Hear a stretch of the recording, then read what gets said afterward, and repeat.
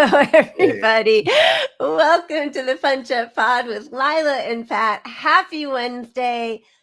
Pat, slow news day again. How are you, my friend? Yeah, nothing to talk about tonight, obviously. Good thing we have a Jeez. guest. We have an amazing guest. We do. We have an amazing guest who'll We'll be get to joining that. us probably midway through the show. So we're going to start and just see when Mr. Professor Eric Blanc is available to come on. But we Do do I have to call him doctor or something? Because I don't know. I have Dr. Jill. some Most real issues with professors some of that don't stuff. insist on that. I never knew any professors, and I grew up with a professor and in academia, never knew a professor to insist that anyone call him or her doctor. The only Well, doctor is when I finish my education. master's, I have some Yeah. plans. You're not even close. Doesn't count. It Call has to me be a doctor. PhD. How racist can we get here? Let's start our show. As always, thank you. Oh, how are you, Pat?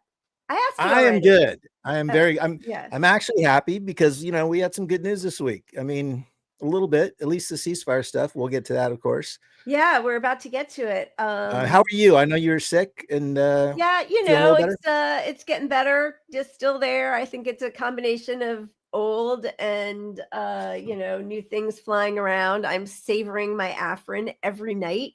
I've allowed myself 6 nights if I don't take it during the day. So it's like my great joy at night to take Afrin and be able to breathe again. Is this to avoid being an addict or something? Or It does something really gnarly, I guess, with your nose, and like you Oh. start building up an inability to, I don't even know, but it works so beautifully that you understand why anybody, especially like somebody who has maybe chronic issues, would get addicted to it. But I feel like 6 nights, I won't even probably need it the full 6 nights, but oh my God, I love it so much. All right, but I never take. Go ahead. I was just gonna say I never take. I take very little ever. Yeah. When I'm at Advil, aspirin occasionally. That's about it. Except nighttime, Tylenol, PM. Like if I really am having trouble sleeping, I'll and I'm in pain for some reason. Like I was this week, which is my excuse. I joined the gym. I'm back. Oh, look at Let's you. go. Good for you. Let's go. But I haven't been in the gym resolution. yet. But paying counts. Just paying to join counts for some. Baby steps. Baby steps. But you said you're in pain. I kind of tweaked my back, but it's better now. But for honestly 7 or 8 days, I've had trouble sleeping because there's just some pain when you roll around. Horrible, it's like the pain doesn't bug you, but when you can't sleep because of it, it bugs me. Yeah, you know what I mean? Yeah, totally. No, I have all those things. I take a lot of stuff at night.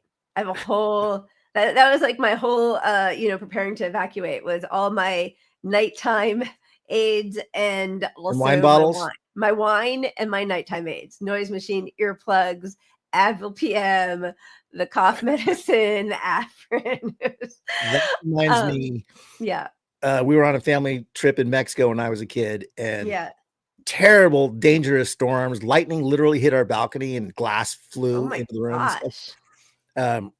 And my dad goes to the hotel. Where's the safest place to be? Where's the safest place to be? The shower, right? Because the shower, I guess, is shielded. You're not gonna get glass. And so, of course, his pre-Columbian figures he bought in Mexico were in the shower, and we were all under the bed. Oh my God. As glass is flying over our heads. But don't turn on the water in the shower. It has to be totally dry, or that's really bad. That's very funny. Yeah. Well, we all have our priorities, right? Okay. Thank you to our members. Look at us creating new columns, or you guys creating new columns for all of our wonderful pup heroes and sheroes. Thank you all. You guys are amazing. Cheers, cheers, cheers to all of you. Thank you. We love and adore you. We also now, I should take a sip. Sorry. I'm like wanting to get through 2 segments before Eric comes on because we always end up leaving something. So cheers. I'll take my cheers. Sip now. Thank you. The protocol. And yes, as we alluded to, and this has been all over the news, and there will be much to say about what this all means as we go further into the show and as we progress during the week. But our cheers is, this was posted from Drop Site News, putting on my readers so I make sure I don't get anything wrong. Journalist Anas al-Sharif removes his helmet and announces a ceasefire deal between Hamas and Israel. For 15 months, the Al Jazeera correspondent has reported on the genocide of his people in Gaza through the siege in the north and devastating losses, including the injury to his close journalist friend Fadi al-Wahidi by an Israeli sniper and the deaths of over 200 journalist colleagues. Anas has remained on the front lines, documenting the death and destruction, but also offering hope for a future beyond the war. Praise be to God who honored the people of Gaza with this great day. ممكن أن نخلع هذه الخوذة ميادة التي أرهقتني طوال هذه الفترة، وأيضا هذا الدرع الذي كان جزء من جسدي خلال هذه المدة وخلال هذه الفترة الطويلة، والذي كان على مدار الوقت يرافقني، والآن نعلن هنا من داخل قطاع غزة ومن داخل مدينة غزة هذا الإعلان ووقف إطلاق النار للمواطنين ولكل سكان غزة الذين.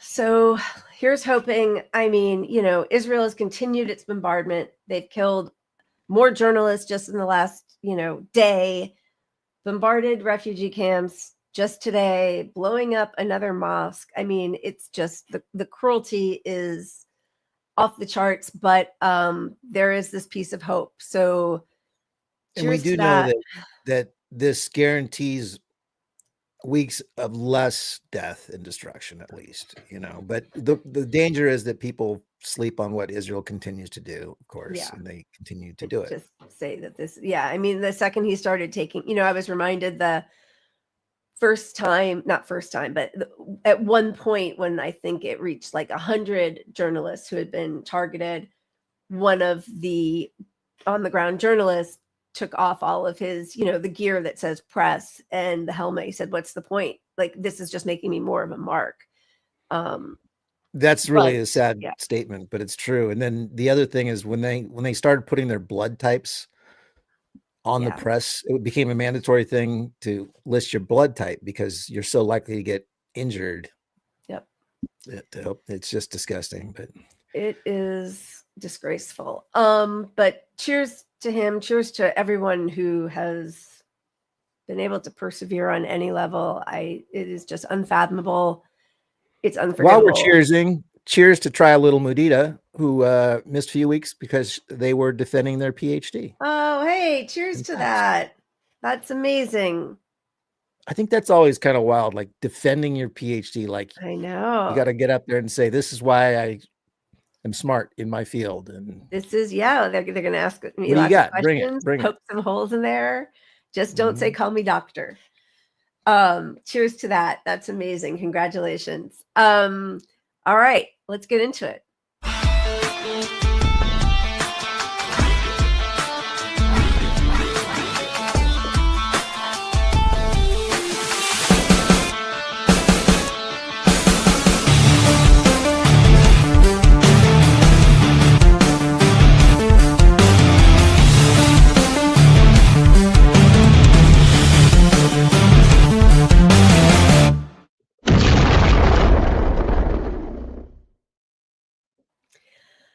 All right. So we were just having a discussion right before. Do we do the wheel before or after? And I, in my brain fog, forgot that we had that discussion and also what decision we came to. But I guess we're doing the wheel after. Yeah. Oh, and now the lights just fell. This felt like one of those, the DNC moment where the flag falls. Yeah.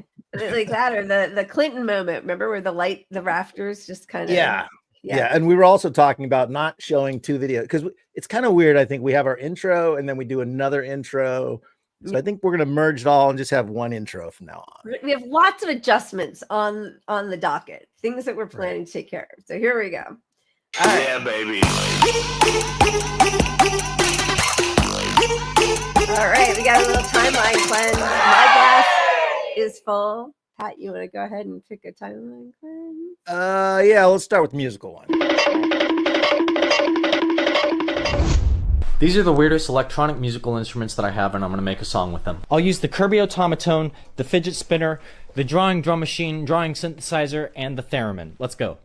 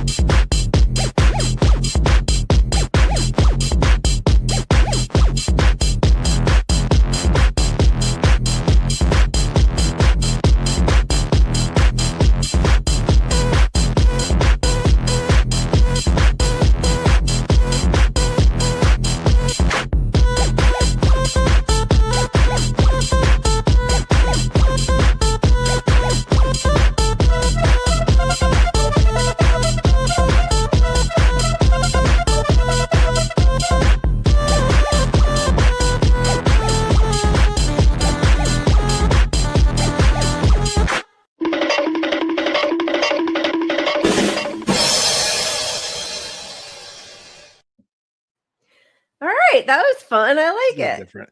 Well, I different. kind of Well, hate like techno see? music, I'll be honest. I but know, I do too, but there's something kind of fun about Must that. be an At your age thing. fingertips. Yeah, yes, we are at that age. All right, as we have all seen today, the Qatari prime minister says Israel and Hamas agreed to a ceasefire deal to pause the war in Gaza and release some hostages. This is pretty much the exact terms of the deal put forward, I think, this in May. And here Which Biden keeps claiming, hey, it's what I was always pushing. Well, you're not very effective if it took you a year to get there.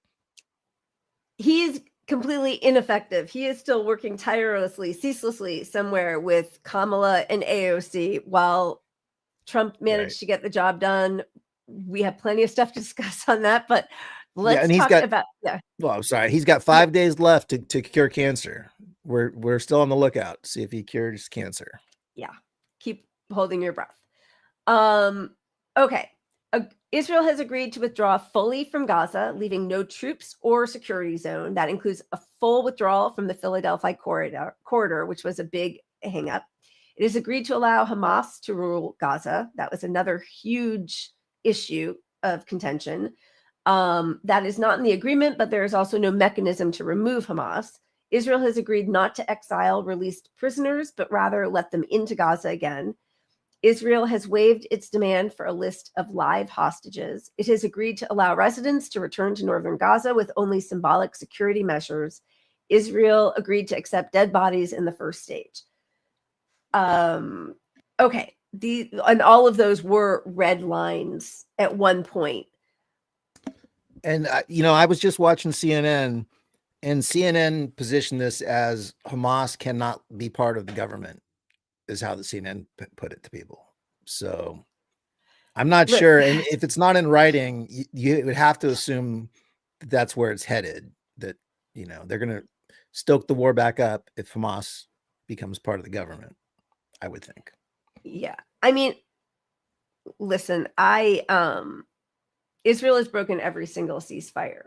They are broken the ceasefire in Lebanon right now. They broke, already, as we know, like it wasn't an active war. It was a time of peace before October 7th. It was the deadliest year in the West Bank since they started logging that because of Israel. So there are many theories on why this is happening and what the outcome will be.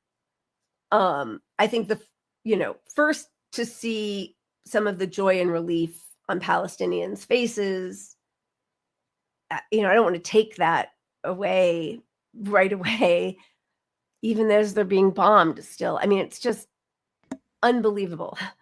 But the fact that this is being so heavily laid at the floor or at, like on a platter as what Trump has managed to accomplish before even entering his second term is pretty extraordinary. And it should be the ultimate humiliation for Biden. It really should be. I mean, but he's got so many that it doesn't even stand out. So when he was questioned earlier today, he gave a very brief press conference, and then we'll get to like the pressure that Trump and his people put on Netanyahu. But when Biden did come to tell everybody that there was a ceasefire, you will see that he first mistakenly called Hamas Hezbollah, and then was asked who was responsible for forging this ceasefire. More than 15 months of conflict that began with Hezbollah's brutal massacre on October the 7th. This deal will hold. I'm confident. Thank you. Brooks credit for this, Mr. President, you or Trump? Is that a joke? Oh, thank you. Well, that clearly wasn't a joke, and that was Biden's parting words there after. I mean, yeah, the Democrats are just so massively feckless. I mean, the only success that that kind of is an actual success in some way is the Biden bipartisan infrastructure bill. But think strategically to call it the bipartisan infrastructure bill. Like, Yeah. so you allow Republicans to claim the one good thing you sort of did, which you kind of had to do, which is still a Band-Aid on the bigger problem, doesn't solve any of the problems, but it brought some good things to light and did some good things for some people. Yeah. And you give that to them. And then here's Israel. It's going to all fall on this. Trump did this, not you. He's already gearing up to get a Nobel Peace Prize for this. Like, he wants that Nobel Peace Prize. And it's actually even been floated by other people who are not part of his entourage. But so it did. We need come to do down. the meme with him crying, getting the prize being given by himself, or something. Oh my God. Yeah. So basically there, and it is just really difficult to know what is spin and what's truth, but Israeli media is putting out that it was all Trump and that he was putting pressure on Netanyahu in a way that Biden never did. And actually, even Biden's U.S. ambassador to Israel has said that Biden never put any pressure at all. Trump just wants this done. Now, it will likely, there was a really good interview with Dropsite with Jeremy Scahill and another Palestinian journalist whose name I'm so sorry I'm going to forget, but I'm sure we have a graphic up here of his and it will remind me. That there's a gift bag in there of things that will be allowed by Trump, and Netanyahu will be able to get away with, the first stage of returning hostages and the ceasefire. And then if they go back to bombing and a siege, that, Trump will run cover for him.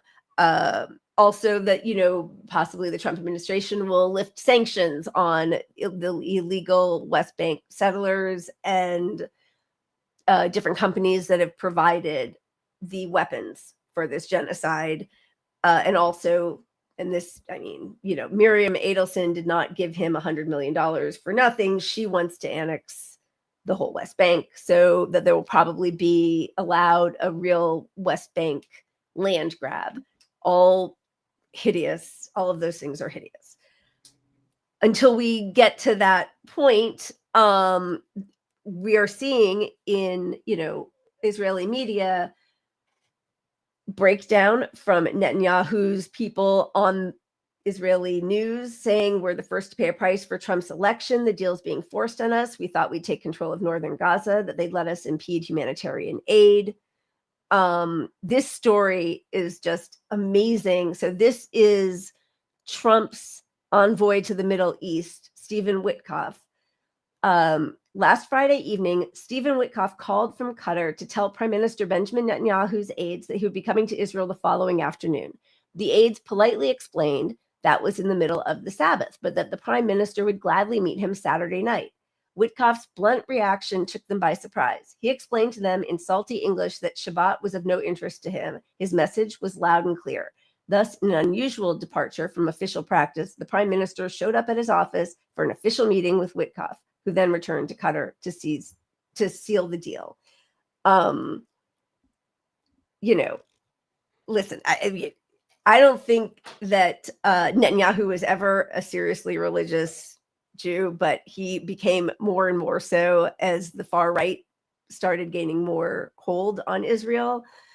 But that's to stay in power, he had to partner with the farthest right elements in his government, or else he would have been out of power. So he did that, caved, and then they basically have run the government.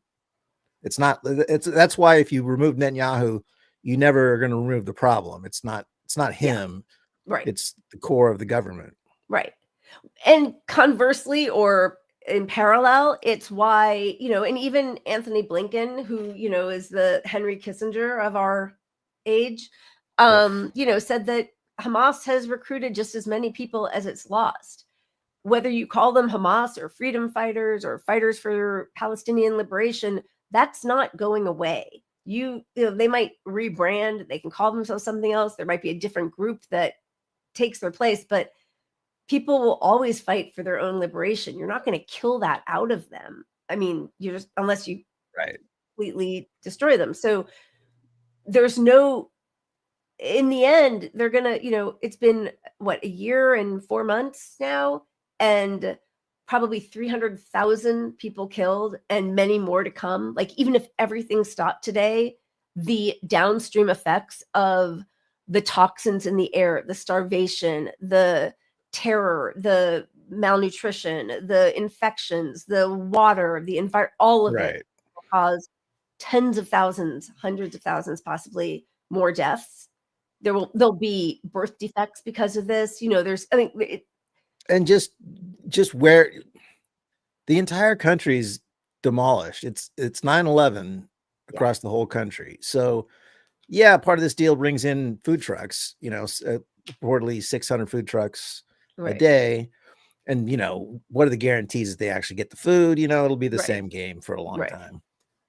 But when you're living in squalor amid rubble, amongst the rubble, it's just, the conditions are so bad. You need the whole world still to come together and finance some sort of minimum standard of living for these people.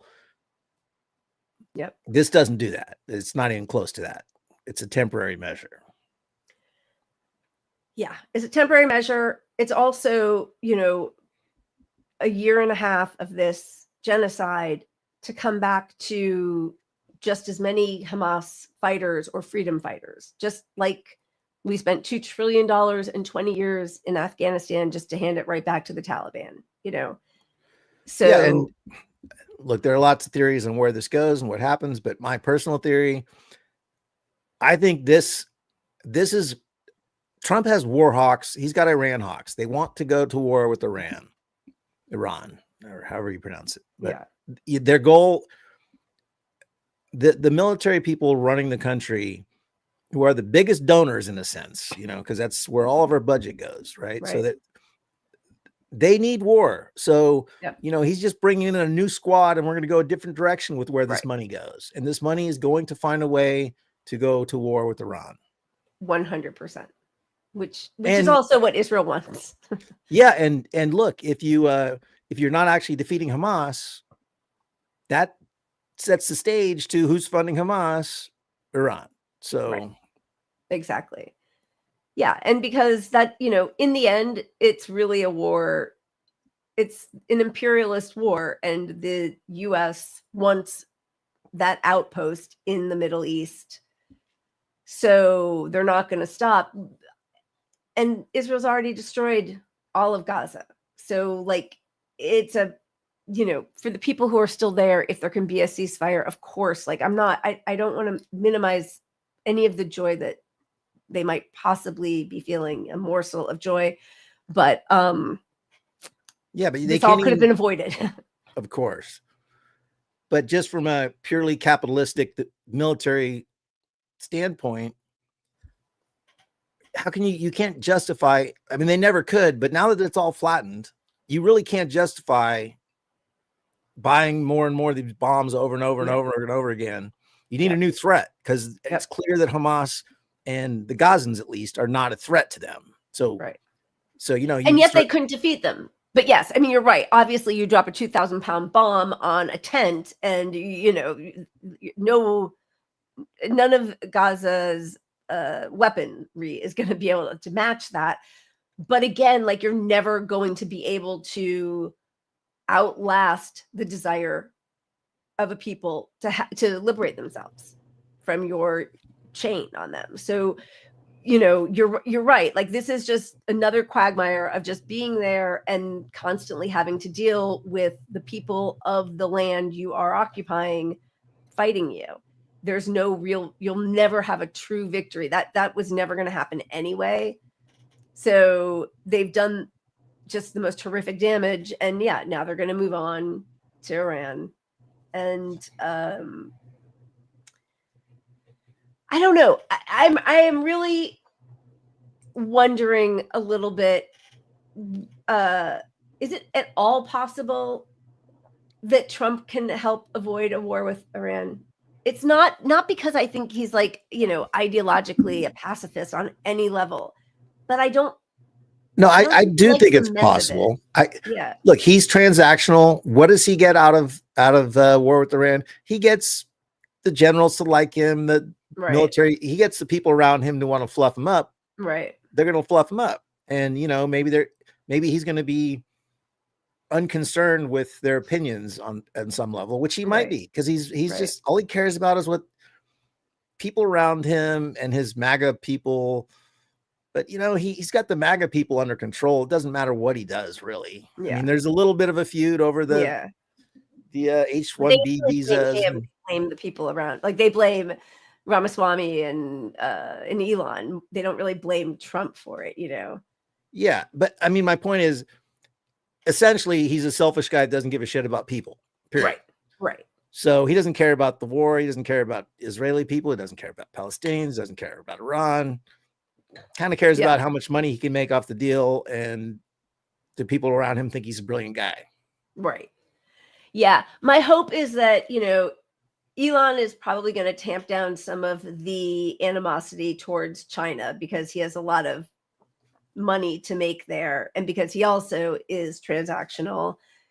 And if China is helping back Iran, I mean, could it turn out that capitalism saves us? No, I'm kidding. I would never say that. But these people who want to make the most money possible don't want to hurt any of their trade deals.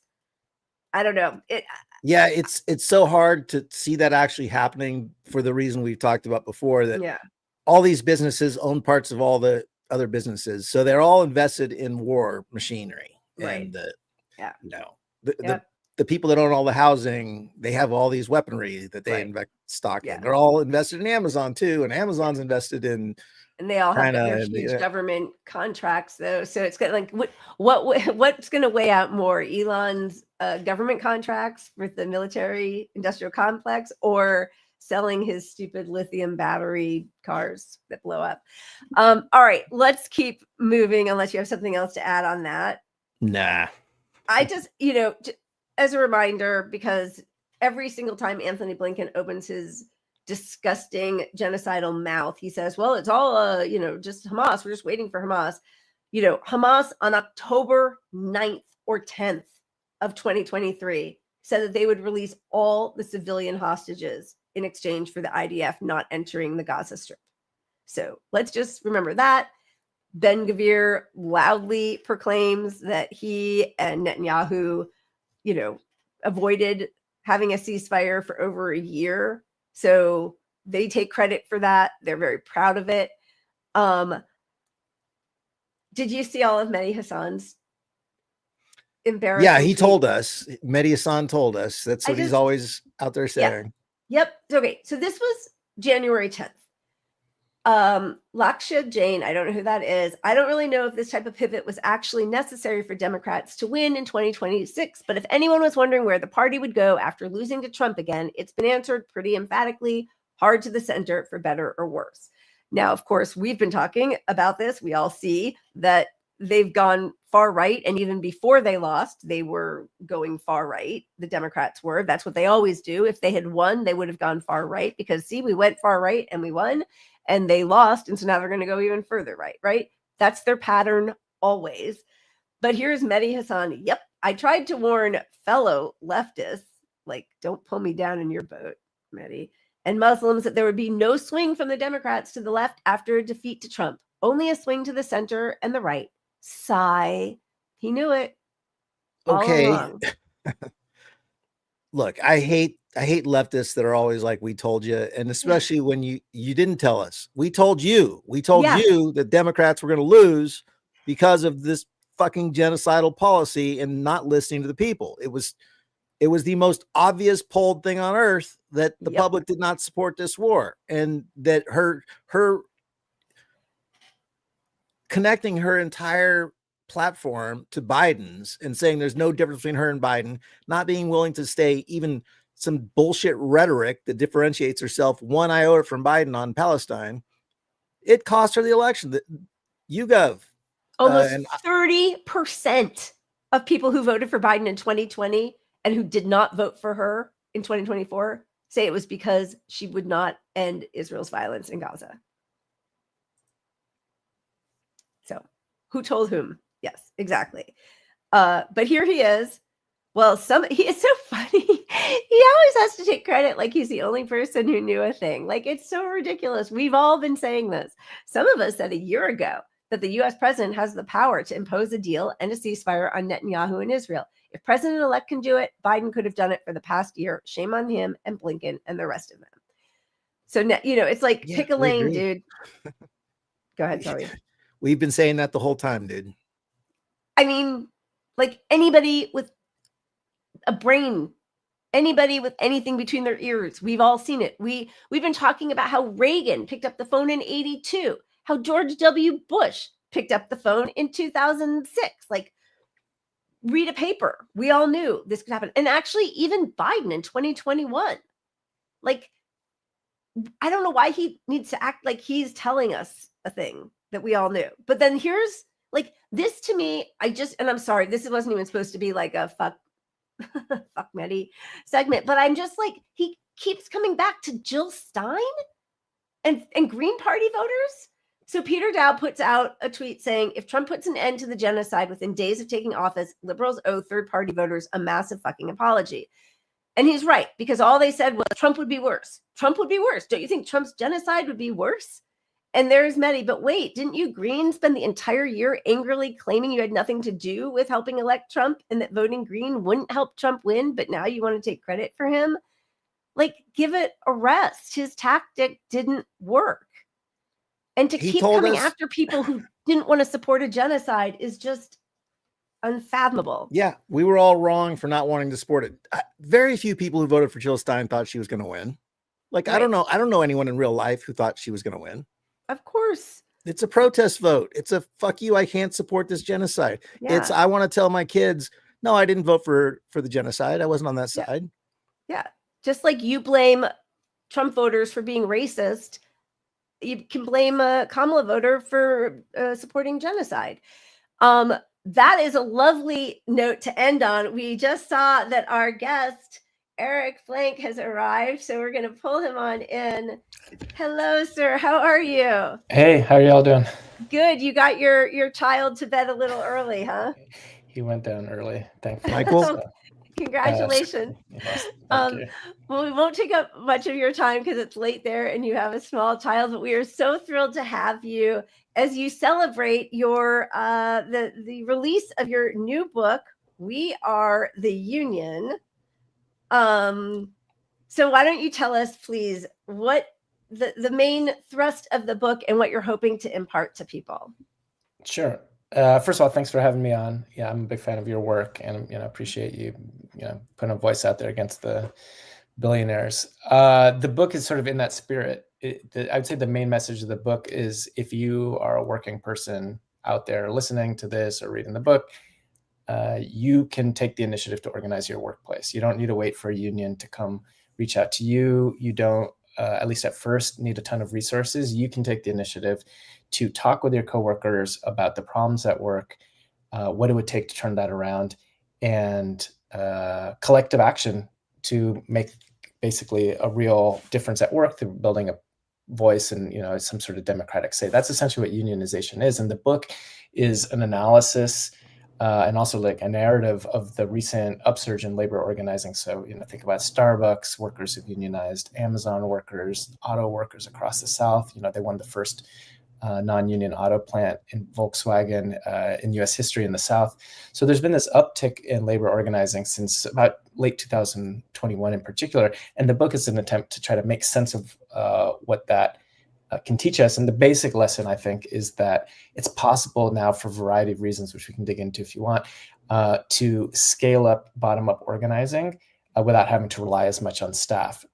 In the past, a lot of good organizing in the past, and the union movement has relied very heavily on staff. It doesn't mean it's bad organizing. It's just, it's not possible to unionize millions of workers that way. But the new types of drives we've seen that have been more worker-led, workers are training other workers, workers are self-organizing before getting in touch with unions. It's that type of model that's not as reliant basically on paid full-timers that can unionize millions. And that's sort of the argument of the book.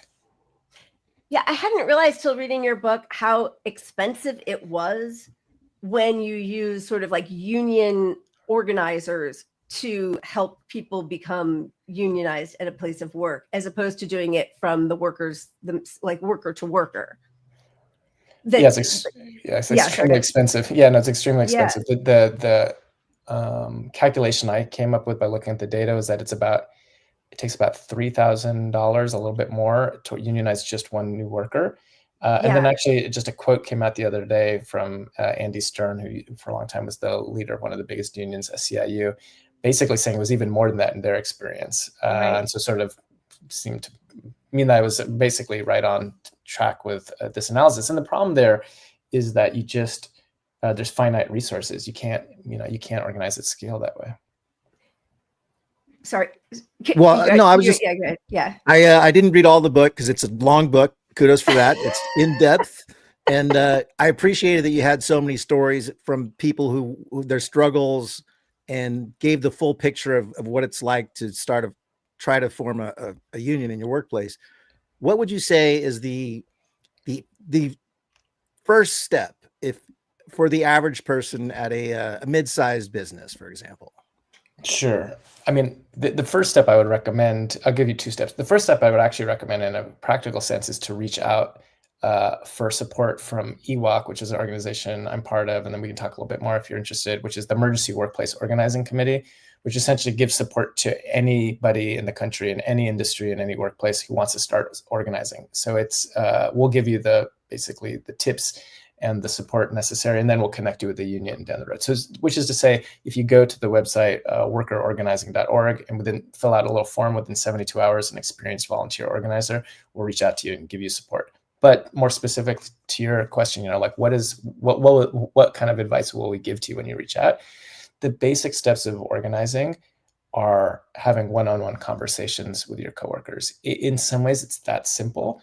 It's actually hard if you think about it, because you're not just talking with people who already agree with you. This is one of the things about organizing at work is, a workplace brings together people with a wide variety of political views, a lot of times different, religions, ethnic backgrounds.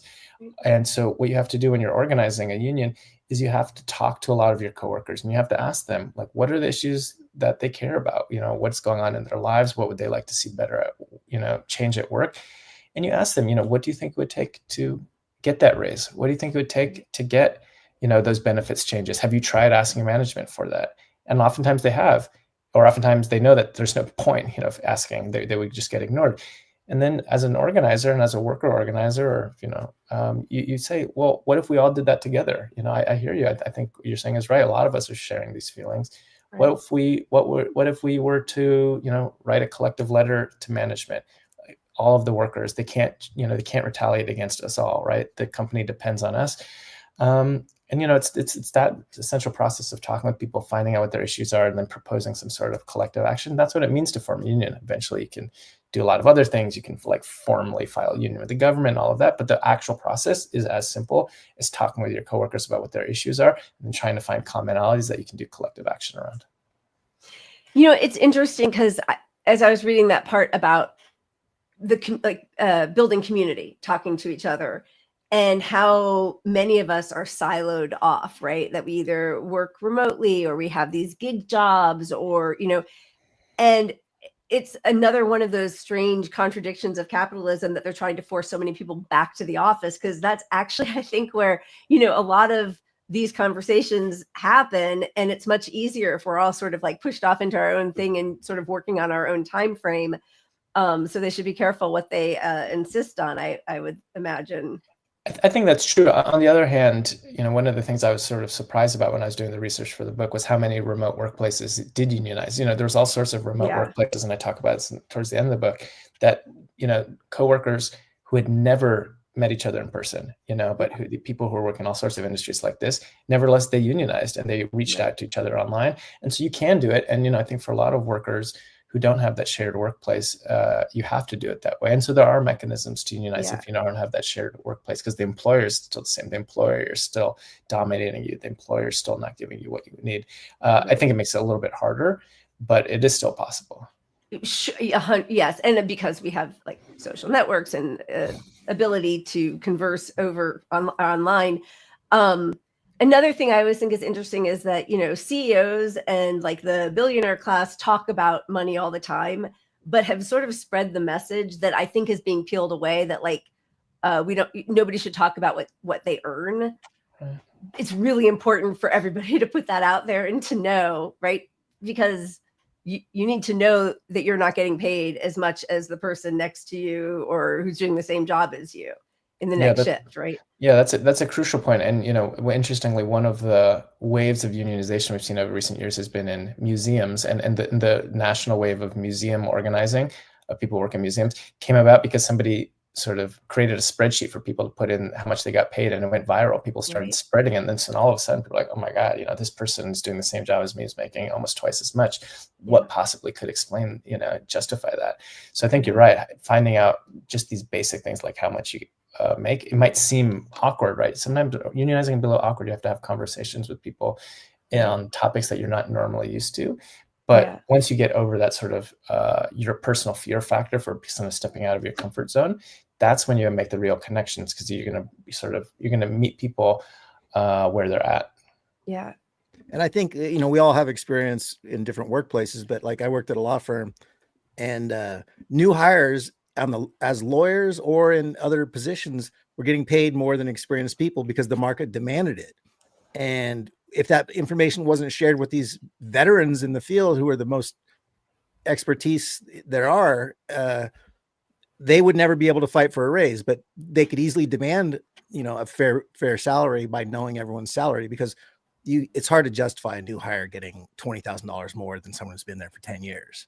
Right. But this has been a huge factor in a lot of the strikes we've seen recently, particularly in manufacturing, because they have these things, what they call two-tier, right? So if you're an auto worker and you get hired, in the last 15 years or something, you're going to be making literally pennies on the dollar of what your coworker, oftentimes working literally next to you on the line, is making, just because you happen to get hired after a certain year. And so one of the big wins of these sort of more militant unions, like the United Auto Workers, which is now led by Sean Fain, sort of more fighter, is they fought against two tiers, and they put as the central demand of their big strike against the big three, ending two tiers. And so I do think that sort of this basic question of equality, everyone, equal pay for equal work, that's I think a universal demand that remains valid.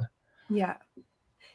Yeah. I mean, it's interesting, the propaganda that I think, people sort of swallowed, like don't talk about money, politics, religion. And it's a way, and even like, class war is always only, for a while, was only talked about in reference to when poor or working class people are standing up for themselves, and not just sort of like the continuum of human existence of the wealthy constantly being like, they all know what they want to make. They're all very clear about how they're going to, charge us or exploit us. And so I think the more we can sort of pick away at those sort of like civility of not being able to discuss those things. And yes, they're awkward, but it's so important that we have that transparency. Right. Yeah. Can you talk a little bit? Oh, I'm sorry. I just wanted to ask, can you talk a little bit about how the shift to gig workers is affecting the unionization? Yeah. I mean, it's a good question. The major surge of organizing, this I guess this reflects what we've been talking about, is that the major surge of organizing we've seen over the last few years hasn't primarily been amongst gig workers, for I think precisely the reasons, Leila, that you described, which is that it is harder to organize when you don't have the shared workplace. But I mean, more specifically, it's also just currently the law in most states, or almost all states actually, to unionize if you're technically considered a independent contractor. So this is this legal Aaron, we obstacle. lost you just for a second. Did you say it's against the law if you're a gig worker to organize? Is that what you said? Yeah, so technically most gig workers, like if you're driving for Uber or for Lyft, are technically under current law in most states, almost all states, are considered independent contractors. Right. And does that apply to Amazon workers, for example? Because Amazon refuses to recognize the union because they're contracted laborers. They say there is no strike, for example.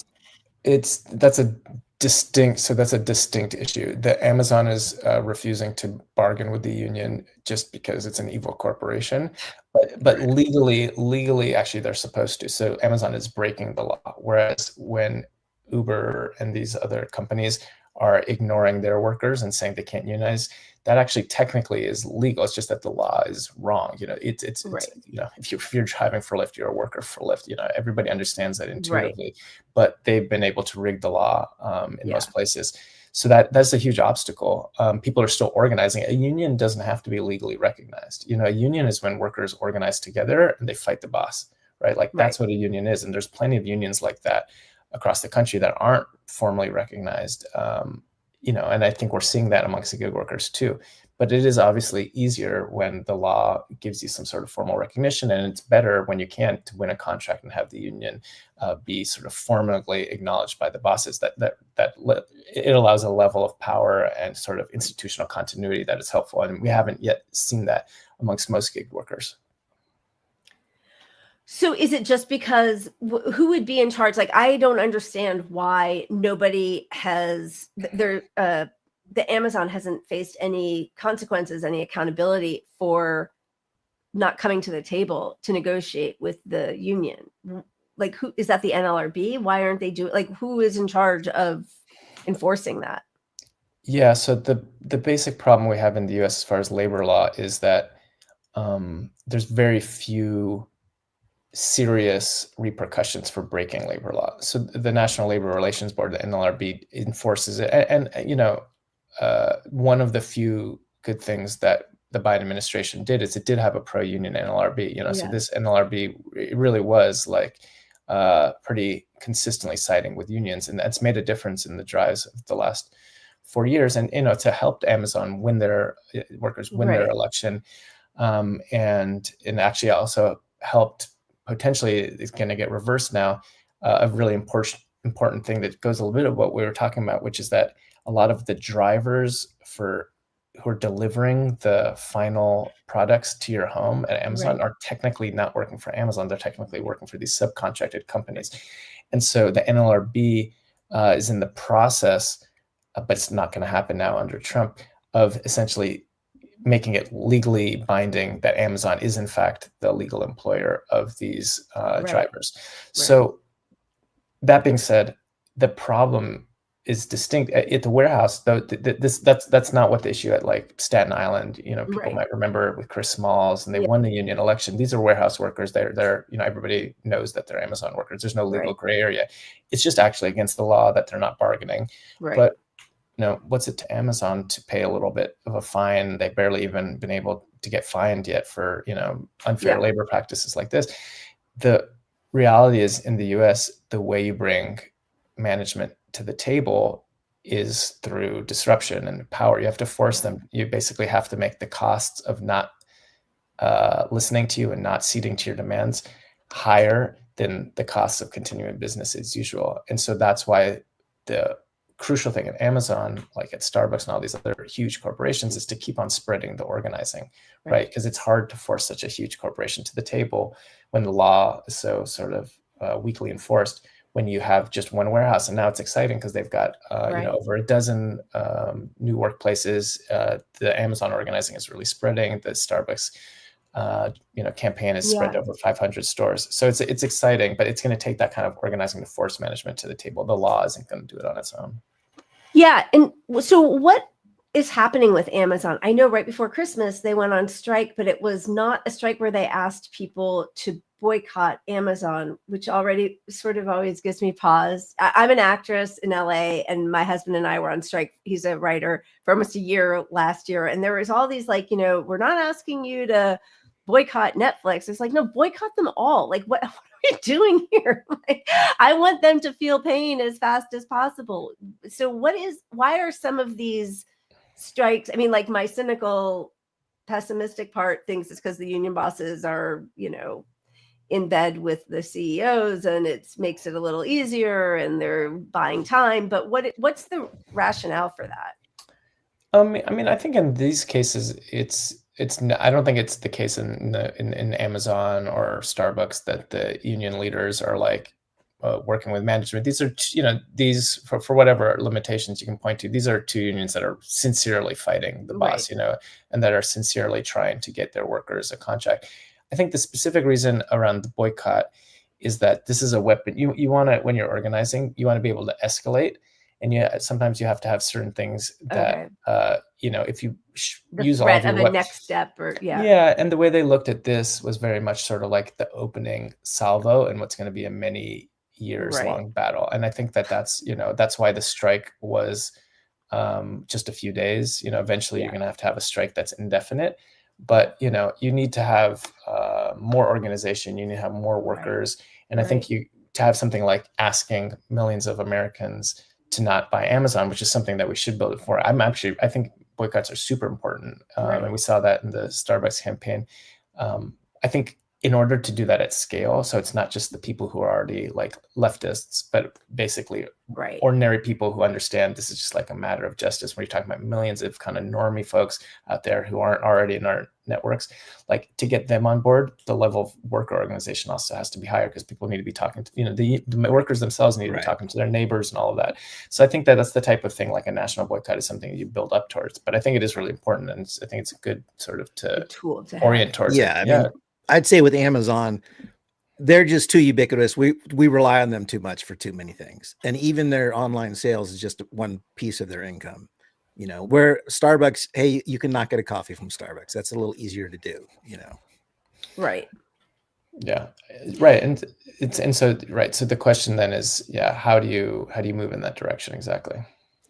So we pulled a couple of graphics from your book. Union density, as it went down, the top 10% income share grew, just highlighting how vital unions are in maintaining good wages, right? This was massively depressing, and I wonder where we go now as Trump takes over the regime.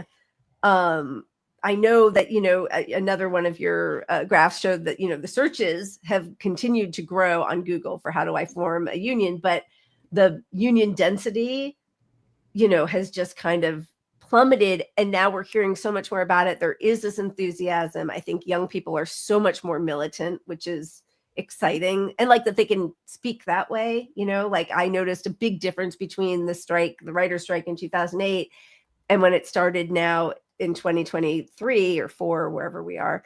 It was a whole different vibe, which was exciting, but what happens, like, I mean, I feel like people can form a union, as you said, without, even if a horrible person is in charge of the country, but in the end, we sort of need the enforcement from a very defanged now NLRB. Yeah, I mean, it's a good question.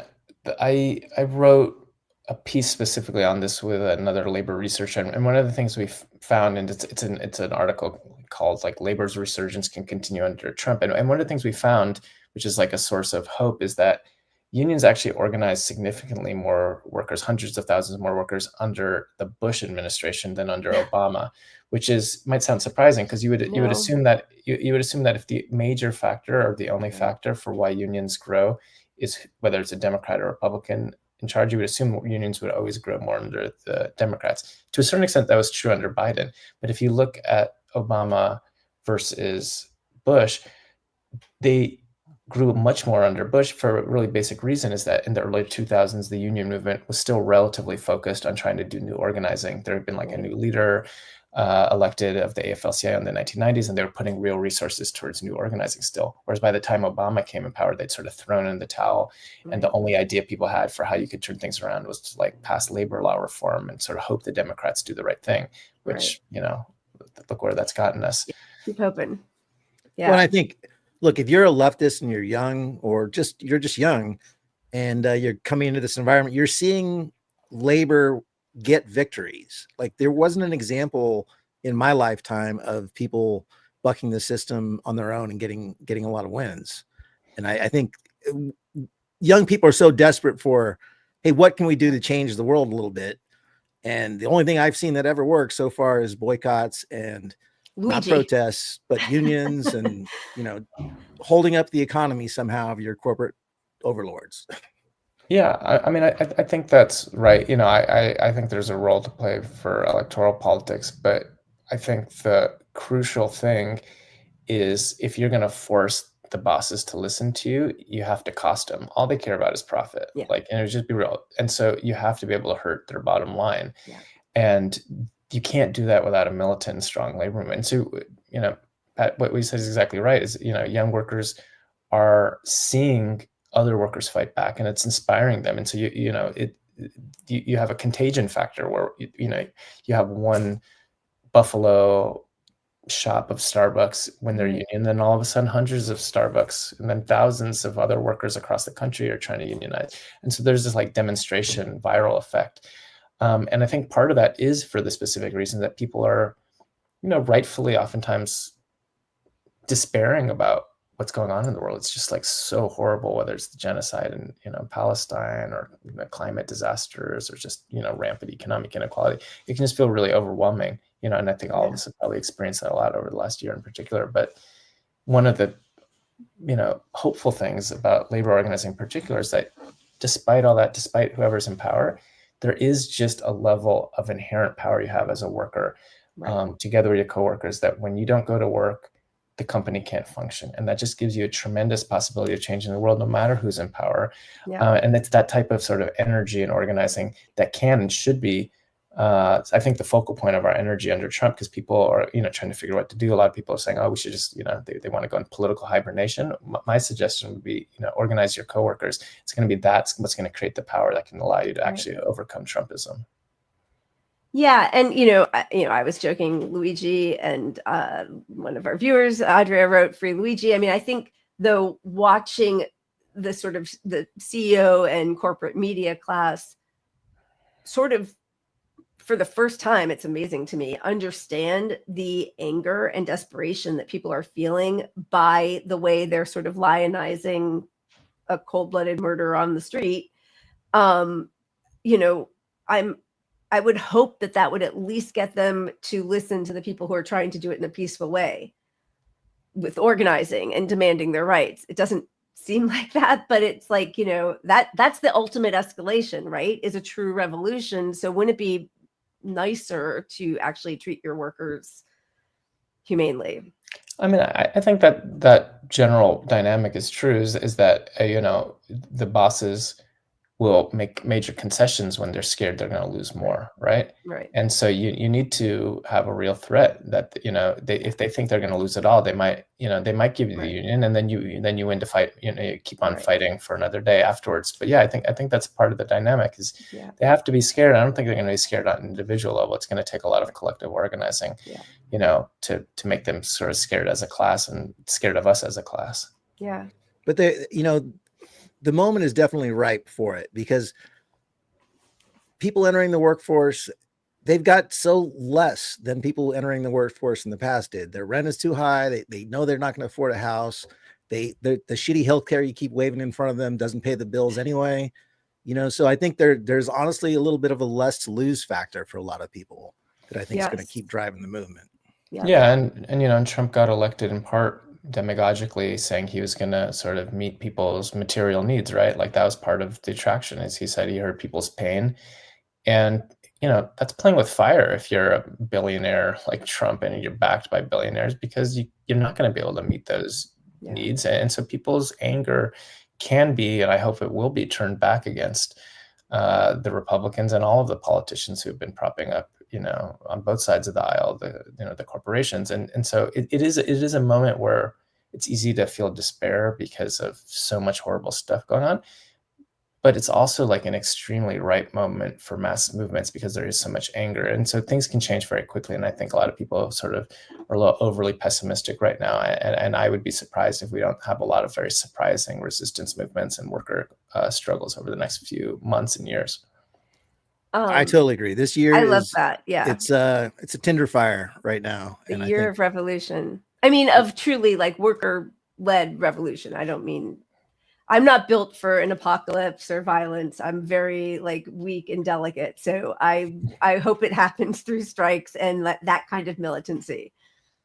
But yeah, I mean, I certainly have a ton. I'm so inspired by you and people like you who've been doing this for years, and also the, you know, Gen Z, millennial, whatever, they know they deserve more. and that this is not a fair system, and they're not explaining away why one group is better than the other, even though the results are the same. They just want to fight for the thing that we all deserve. So that does provide a lot of hope. Yeah, I'm hopeful with young people. There's this whole discourse about young people turning right, kind of Trump, and there's some aspects of some young men, but overall that was very overstated. Because I think it went from like 18% of young people voted for Trump in the last election, 2020, and it was like 19% this time. So you're talking at the margins. Really, the vast majority of young people don't support these policies, and and they're either leftists, or they're just kind of checked out and disenchanted because they think none of the politicians are listening to them. So I think that there's an overwhelming majority of sentiment against the system, and it's sort of confused and inchoate and takes a lot of weird forms, and I don't think it's so crystal clear, but there's a lot of potential there, and I think we need to have confidence in people's ability to fight back and win.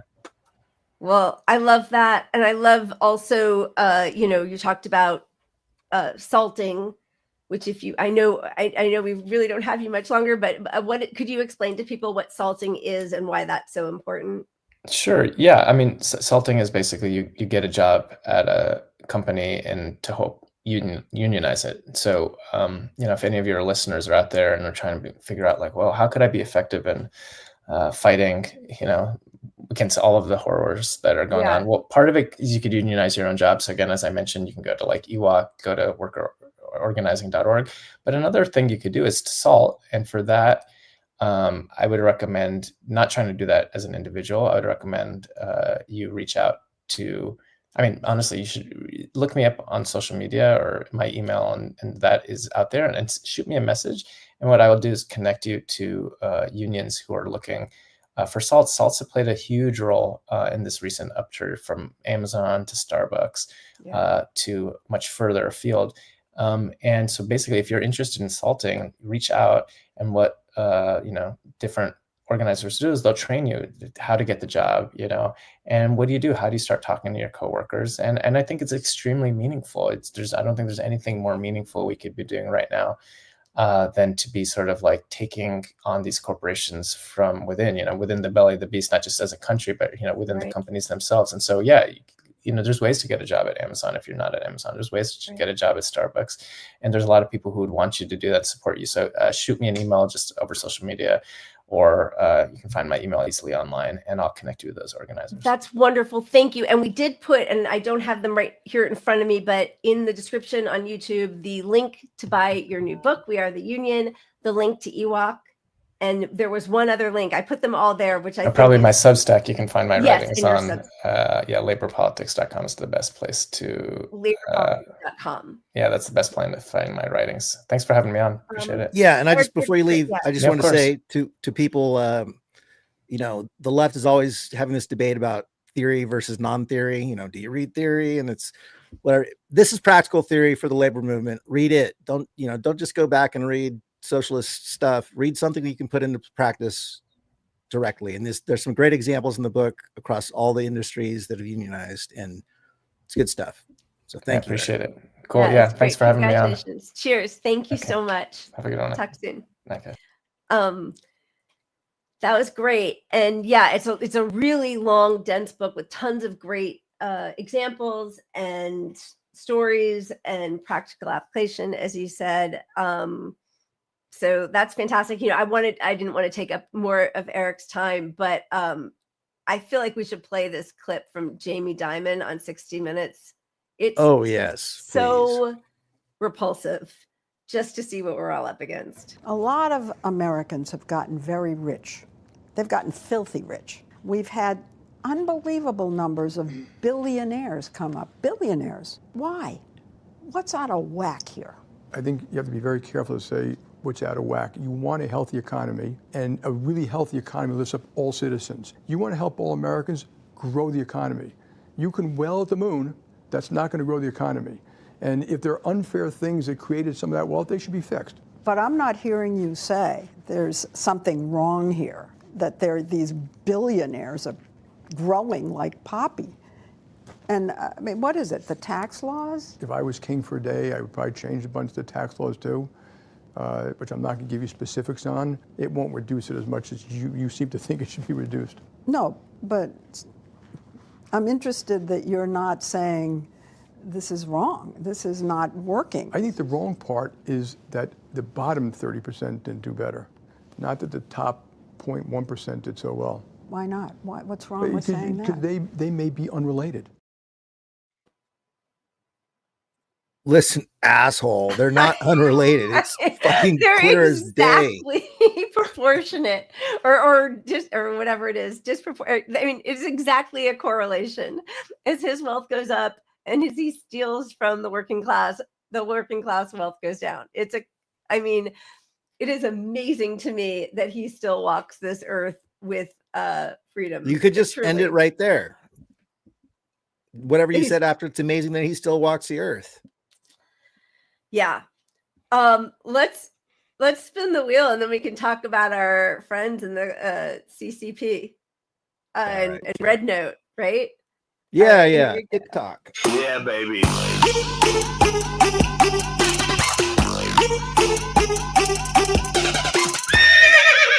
Puppets. All right. Didn't we showed goats last week, didn't we? I think we showed goats last week, but we have had several wonderful suggestions from Truth to Tweets, and we pulled two of them for tonight. Okay, this is the first one. Come here.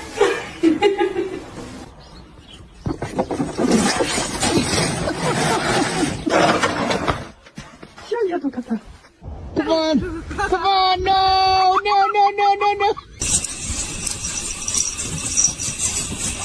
Grab him and make sure he doesn't die. Where'd he go?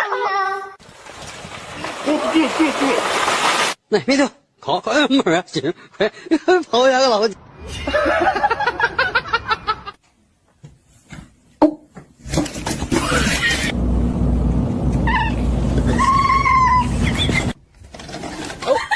Hey, Avery.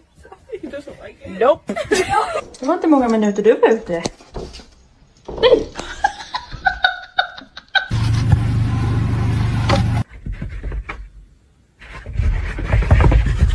Давай, брат, давай, плыви.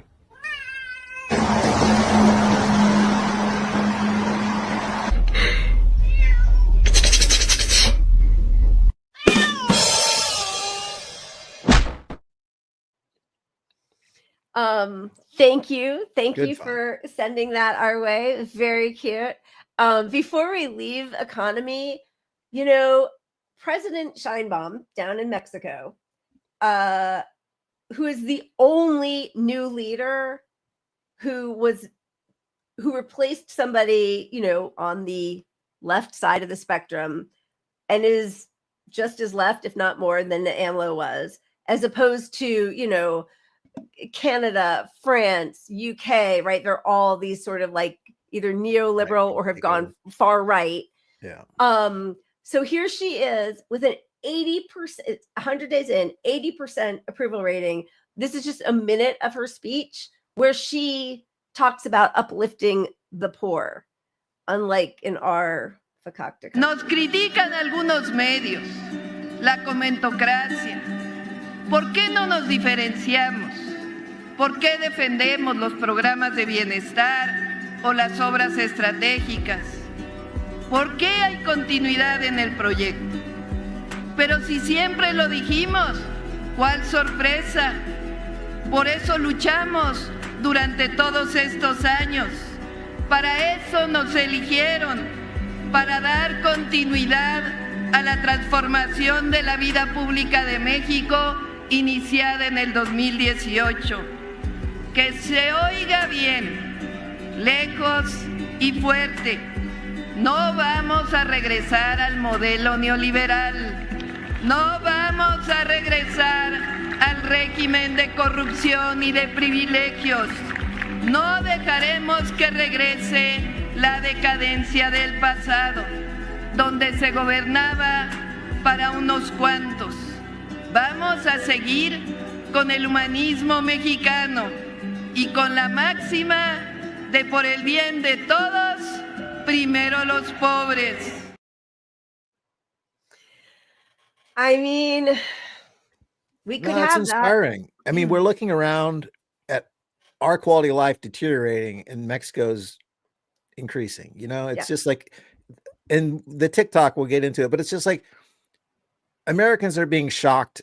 We've thought we are so exceptional forever. Like everything is great here. Yeah. But meanwhile, we have the worst education so system, free. the terrible healthcare, you know, quality of living is shit. You know, everyone in China has a house or, you know, work 3 jobs and be burdened by debt for your whole life. You're free. You're so free. Yeah.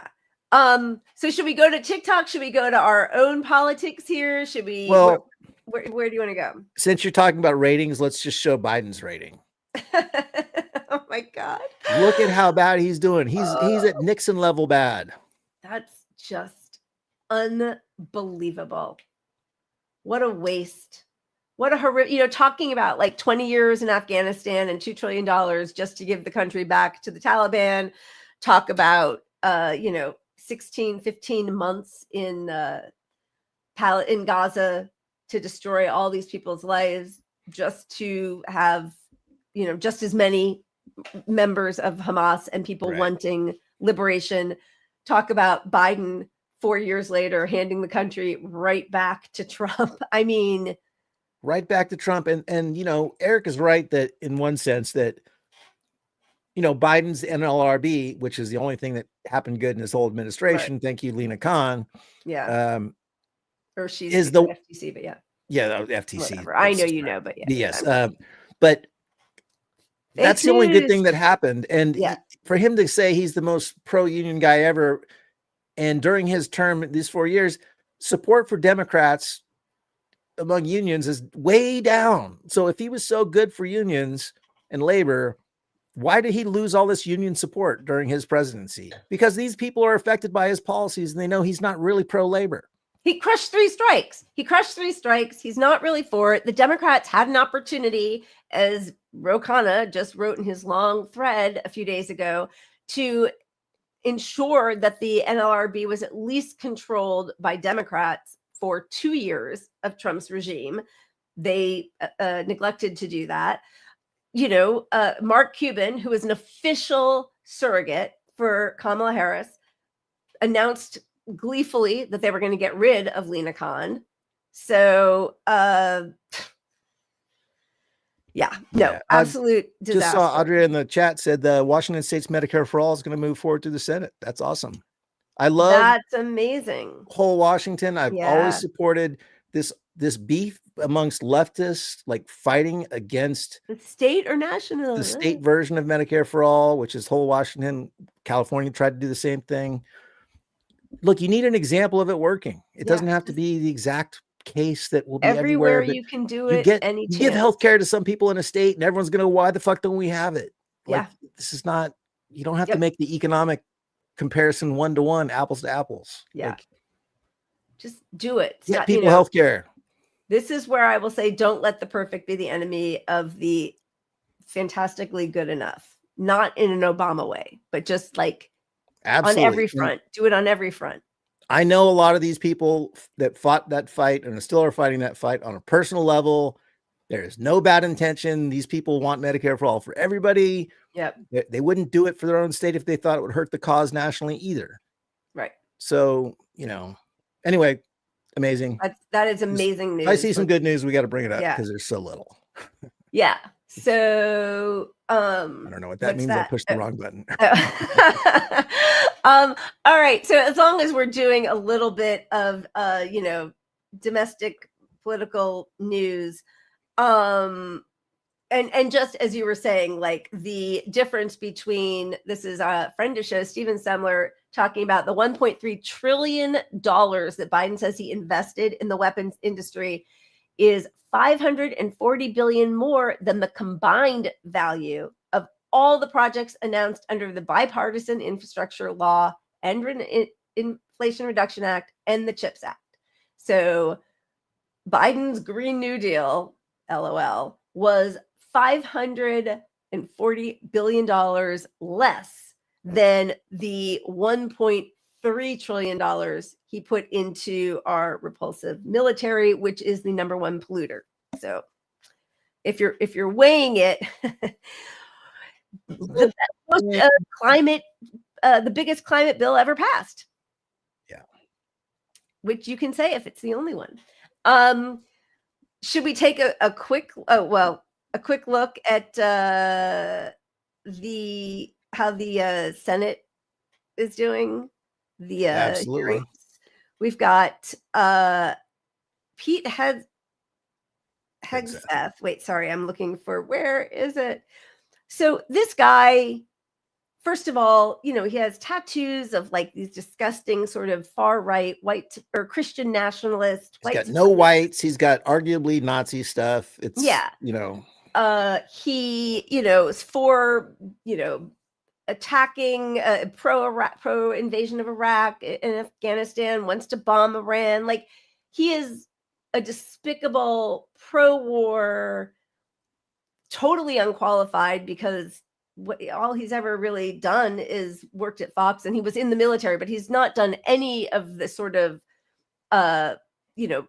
political or civilian side of requirement that anybody else, even though they're all despicable, so whatever, would have on a resume who wants to be the Secretary of Defense.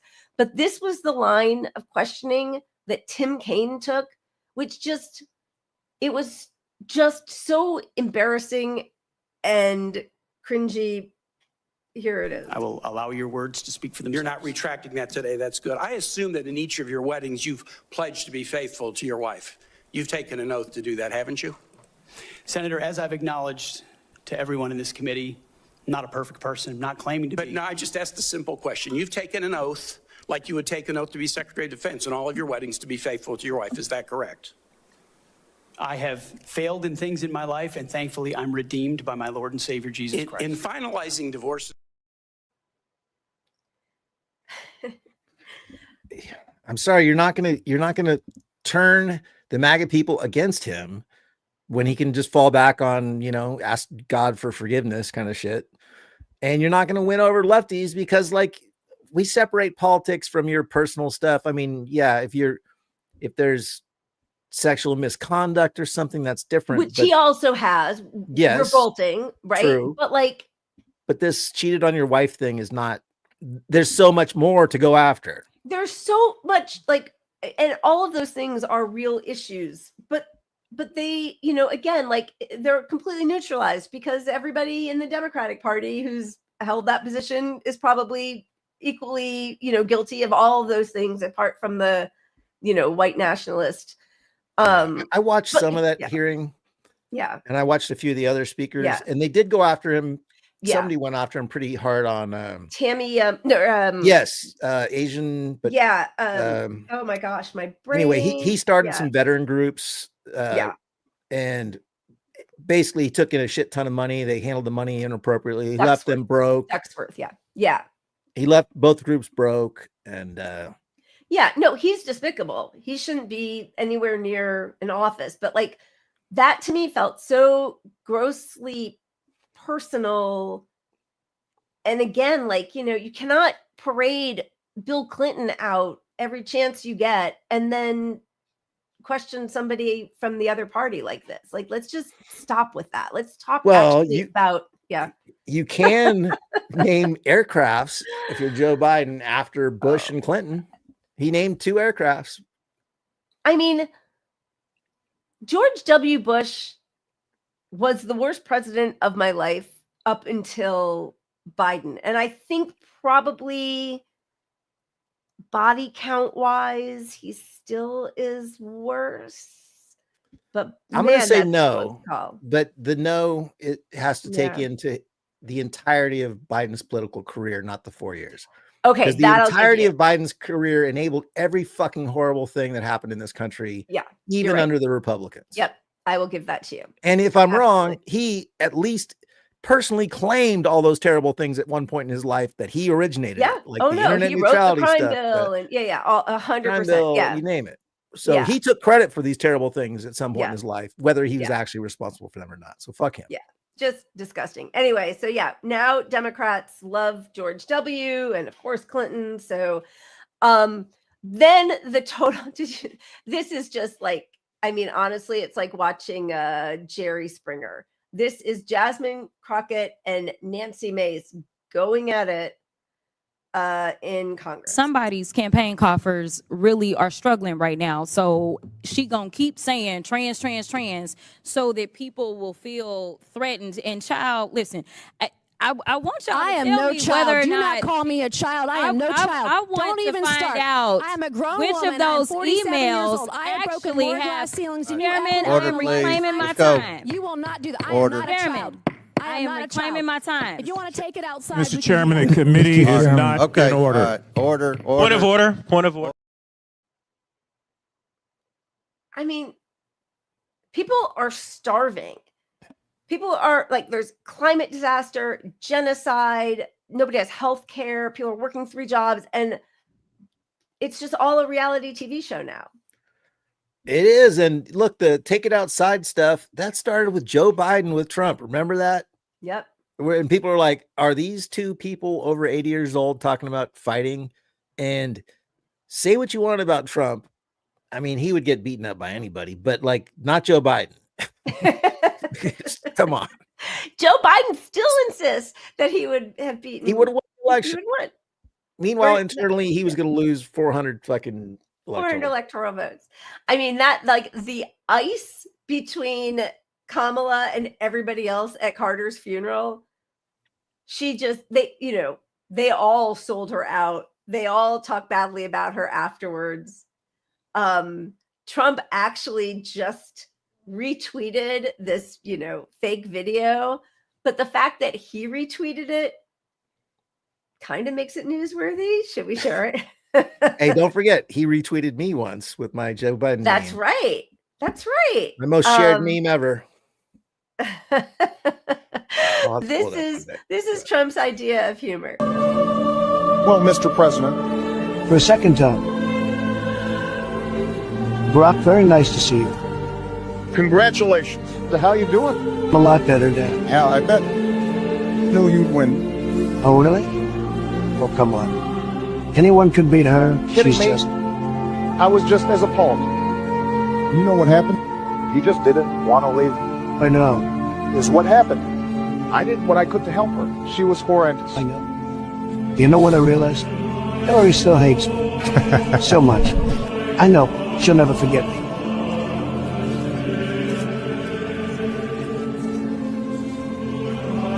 We should meet to discuss I that. think so too. We can definitely set something up. Let me know whatever Oh, we works got- best for you. I was gonna fly back to Florida tomorrow for the golf. Okay.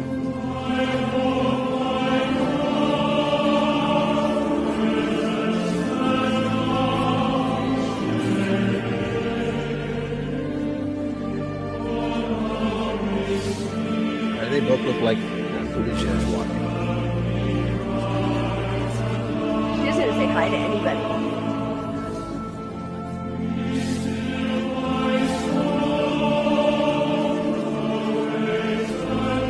Did you see that? She won't even look at me. Really? I was told some of her people. Apparently they said she fell off the wagon. I think she actually may have. Sure. And also, she's not really built for this. Amount pressure, if you're not built for it, will do it. Oh my You know what's funny is you pulled that, and we both pull stuff for the show all the time. And I thought it was a different one that I saw that had same concept but totally different script.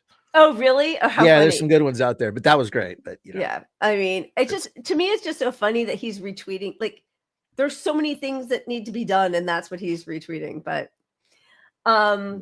meanwhile, the Washington Post, I don't know if you saw their cabinet endorsements where they basically endorse everybody. Meanwhile, they would not even endorse one president or the other during the general election because they didn't do that. Now they're back to endorsing. They have lost so much. According to Semaphore, they are down. Let's see. Washington Post subscribers quit the paper en masse following owner Jeff Bezos' decision to withhold its endorsement of outgoing Vice President Kamala Harris. But the Post The Post's audience problems extend beyond angry former subscribers. Over the last 4 years, web traffic has cratered. Let's see. The Post's regular daily traffic last year sunk to less than a quarter of what it was at its peak in January 2021. Their high was around 22.5 million. By the middle of 2024, its daily users hovered between 2.5 and 3 million daily users. 60% decline in monthly traffic. I mean, that's incredible, but it might have something to do with their crap news analysis. Oh, you can't even see it. It's so small. Sorry. The only people that they, so these are their endorsements, which they just put acceptable or unacceptable for all these cabinet secretary positions. And the only people who are unacceptable to them are Pete Hegseth, RFK Jr., and Tulsi Gabbard. And for some of the people, like Kristi Noem, okay? Pam Bondi. I mean, yeah. I mean, they're all awful. Horrible. This is like their analysis is dog jokes aside, she served in Congress and 2 terms as governor of South Dakota. Okay. I mean, Marco Rubio. Well, you know it's full of shit when you read the first one. Marco Rubio, the son of the immigrants, Rubio is respected by Senate colleagues and understands the vital importance of American leadership. He is so fucking laughed at by all of his colleagues because he kowtowed to Trump and kissed his ass, and he's such a little bitch on every level. Like, and there's no discussion of policy. Like, how is this gonna help the country? What's their, the attorney general, as you said, Pam Bondi, Florida's former attorney general, is qualified. That's like, that was a Hillary thing. He said, I'm not qualified. No, yeah, you voted for the Iraq war, not qualified. Like, okay, like your decisions, your policies determine whether you're qualified or not just because you happen to be sleeping with the president for 8 years. Florida's former attorney general is qualified. Lawyers who have worked with her report that she is serious. Thanks, Washington Post. Thank you. Anyway, so yeah, I mean, honestly, like, I understand Democrats are going to have to pick their fights. That's just how it is. Right. Because they have so little political capital. Like, nobody gives a shit. They have no power whatsoever, and they deserve no power. But they're feckless anyway, by design. But, like, you got to stop RFK. We can't have RFK Jr. in charge of public health. We cannot let that happen. Fuck that guy. Yeah, I think he's going to go through. I don't think so. You don't? No. I think he's going to go through. Yeah, but what they do say, we missed I guess there was one more I forgot. Office of Management and Budget. Yeah, Russell Vought. The Project 2025 contributor plans to violate federal law by ignoring Impoundment Control Act and not spend money appropriated by Congress. When he had the same job during Trump's first term, he played a key role in holding up funding to Ukraine and then defied a congressional subpoena about it. So, really, they don't care at all about, about the Office of Management and Budget in any real capacity. They just want to make sure the war machine keeps going. And with Tulsi Gabbard, the former congresswoman from Hawaii is overly friendly with U.S. enemies. I mean, that's that whole thing of like, an Assad apologist and Putin puppet. Like, you never need to say anything about it, but you can just say they're evil and we don't need any diplomacy. Nobody should ever talk to anybody who's an enemy. We just need war. And cannot be trusted to be an honest broker when the president makes major national security decisions. To me, this just feels like Bezos doesn't give a shit about anything but making more money. He has huge government contracts through Amazon, and anything that disrupts the cog in that wheel running along as it's going and just bringing more billions to him, that disruption, he will not abide. That, to me, that's that's why all those picks, the other picks, they're green lighting, because that's what matters to them is the economy. Yeah. They don't care about the fucking wars, really. Not if you're Bezos. Although, or corruption, they're probably cross-invested as well. They probably have a lot of money invested in Lockheed Martin and Bezos has huge government contracts through Amazon. Absolutely. Yeah. And the military contract, which almost makes me want to support the people they're blocking. But there's a part of me that feels that way. on some level is that they are seen as disrupting the system as it's going. Yeah, and it they're the doesn't mean grenades that- into the yeah, norms, Yeah. And I don't support which is them. risky Like, for capitalism. exactly. But like, I mean, I'm sorry. I would never vote for Trump in a million years. But like, you know, for the Medis of the world or the people who are like, don't you think Trump would be worse? Yeah. I mean, a million times worse in a million different ways, but not, and Biden was horrible. And the only thing is the chaos of Trump is like, you know, a circuit breaker. It might change something because the way this is going, they're perfectly happy. Jamie Dimon is a Democrat. Warren Buffett, Bill Gates, they're all Democrats. These evil, awful people, they're all Democrats. Yeah, I mean, nobody here is saying Trump's good, but the truth is the whole system's fucked. If there's something that can change the system a little bit, maybe that's good. Yeah. Maybe things are so bad that 4 years from now, you know, there's some change Biden to the will be Democratic back. Party. Kamala 2028. Let's go. But yeah, I don't, regardless of all this political stuff, the real change is going to come from labor, shit in the streets, disrupting capitalism. None of that's going to be voted through for a long time. So yeah, 100%. All right. Should we spin the wheel before we move on? I'm always for the wheel. You're always for the wheel. Okay. I think my eyes are getting worse because I'm keeping my readers on and it's all clearer. I should have them on all the time now. Me I think, at this too. distance. I feel like, you know, like once I took Advil PM the first time, I was like, I'm just going to do it once. And then it was like, oh, but it's so good. I got to do it again. And then that's been, you know, 18 years. And it was like, I'm just going to sleep with the noise machine. And like, I'm just going to put my readers on once. And now it's like, oh, it's so much better with my readers. Okay. Yeah. I'm just going to have 4 beers every night so I can sleep. I don't do that. I've been doing all that a long time. Yeah, baby. Helping my cough.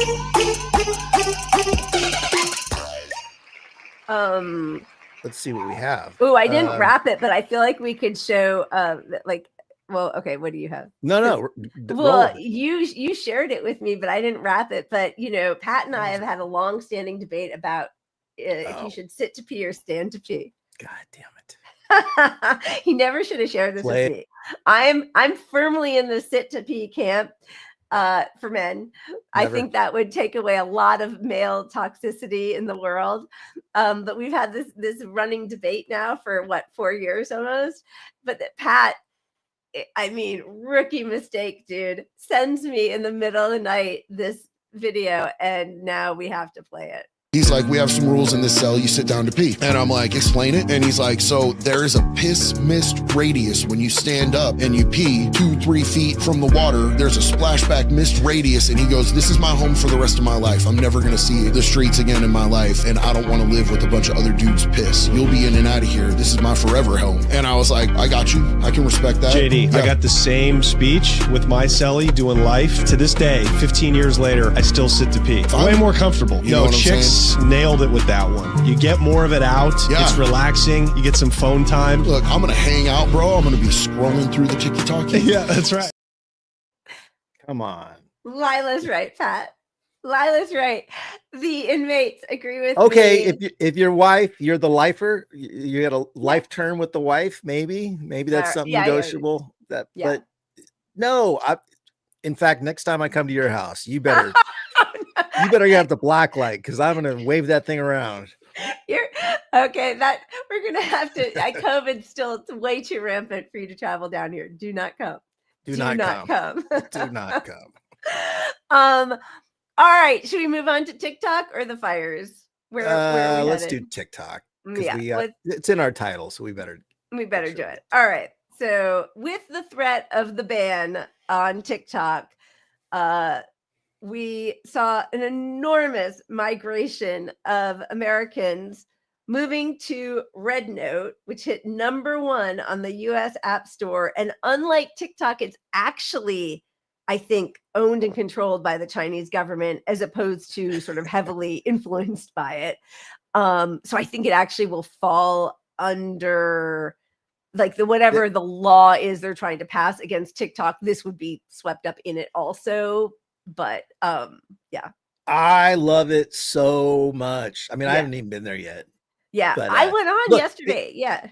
The thing, and somebody brought this up, but how amazing it would be if X becomes known as that. And that's another Yeah. fuck you to Elon Musk, who takes Twitter, that has the perfect name, Right. and changes it to X. It's like that friend in school is like, I'm gonna go by Jonathan now, not John. Yeah. Call me Jonathan. You're like, fuck you. You're Twitter, dude. But and then also it's in Chinese characters. Like, how amazing is that? Like, it's People are trying to learn Mandarin. They're like, some of the users in China are trying to get help on their homework.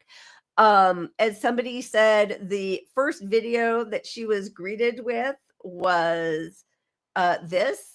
Hey friends from TikTok, I am Abe from China, and I just want to say it's so amazing to have you here. For so long we haven't really been able to connect or talk to each other like this, but now we finally can, and it feels so special.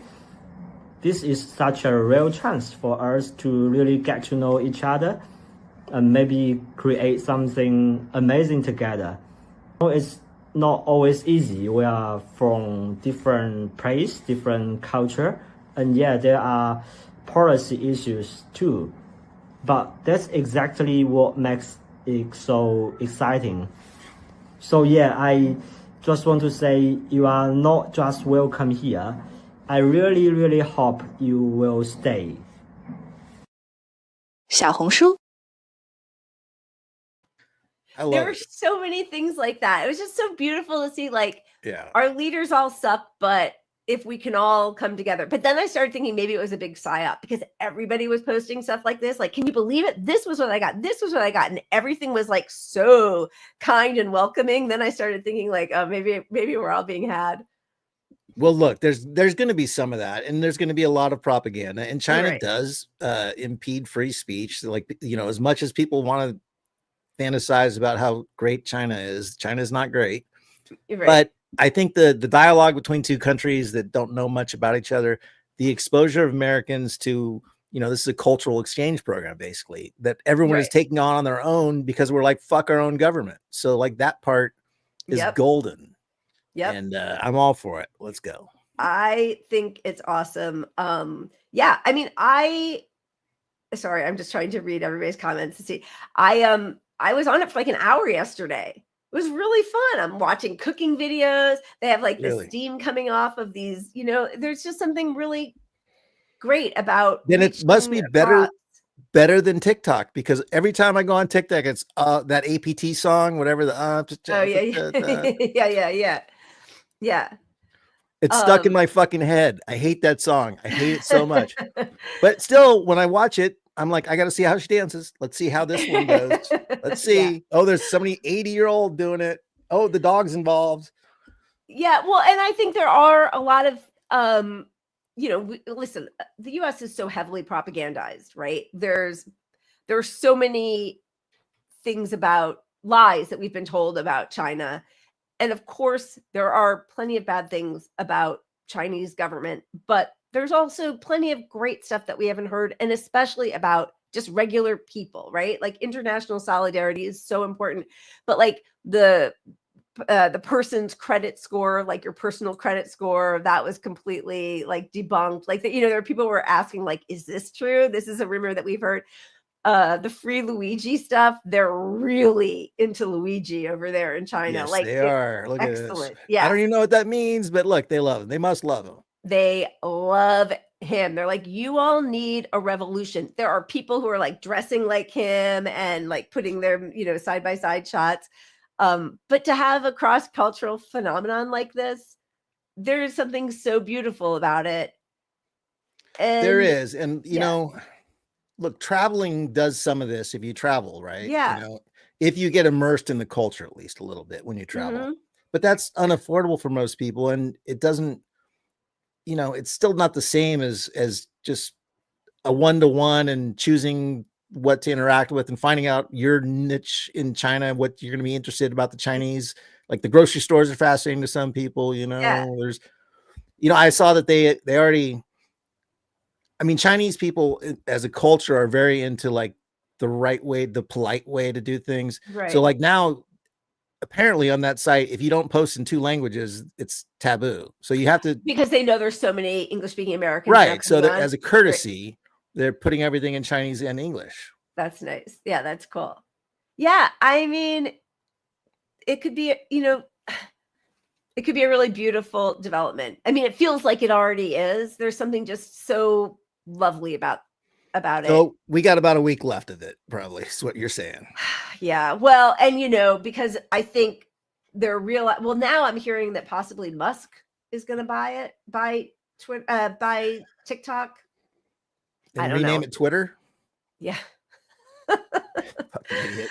What a total shit show. I mean, I don't know if we're allowing that sort of monopoly development. I guess anything is possible. Yeah. So Congress wants to delay the ban while they figure things out, right?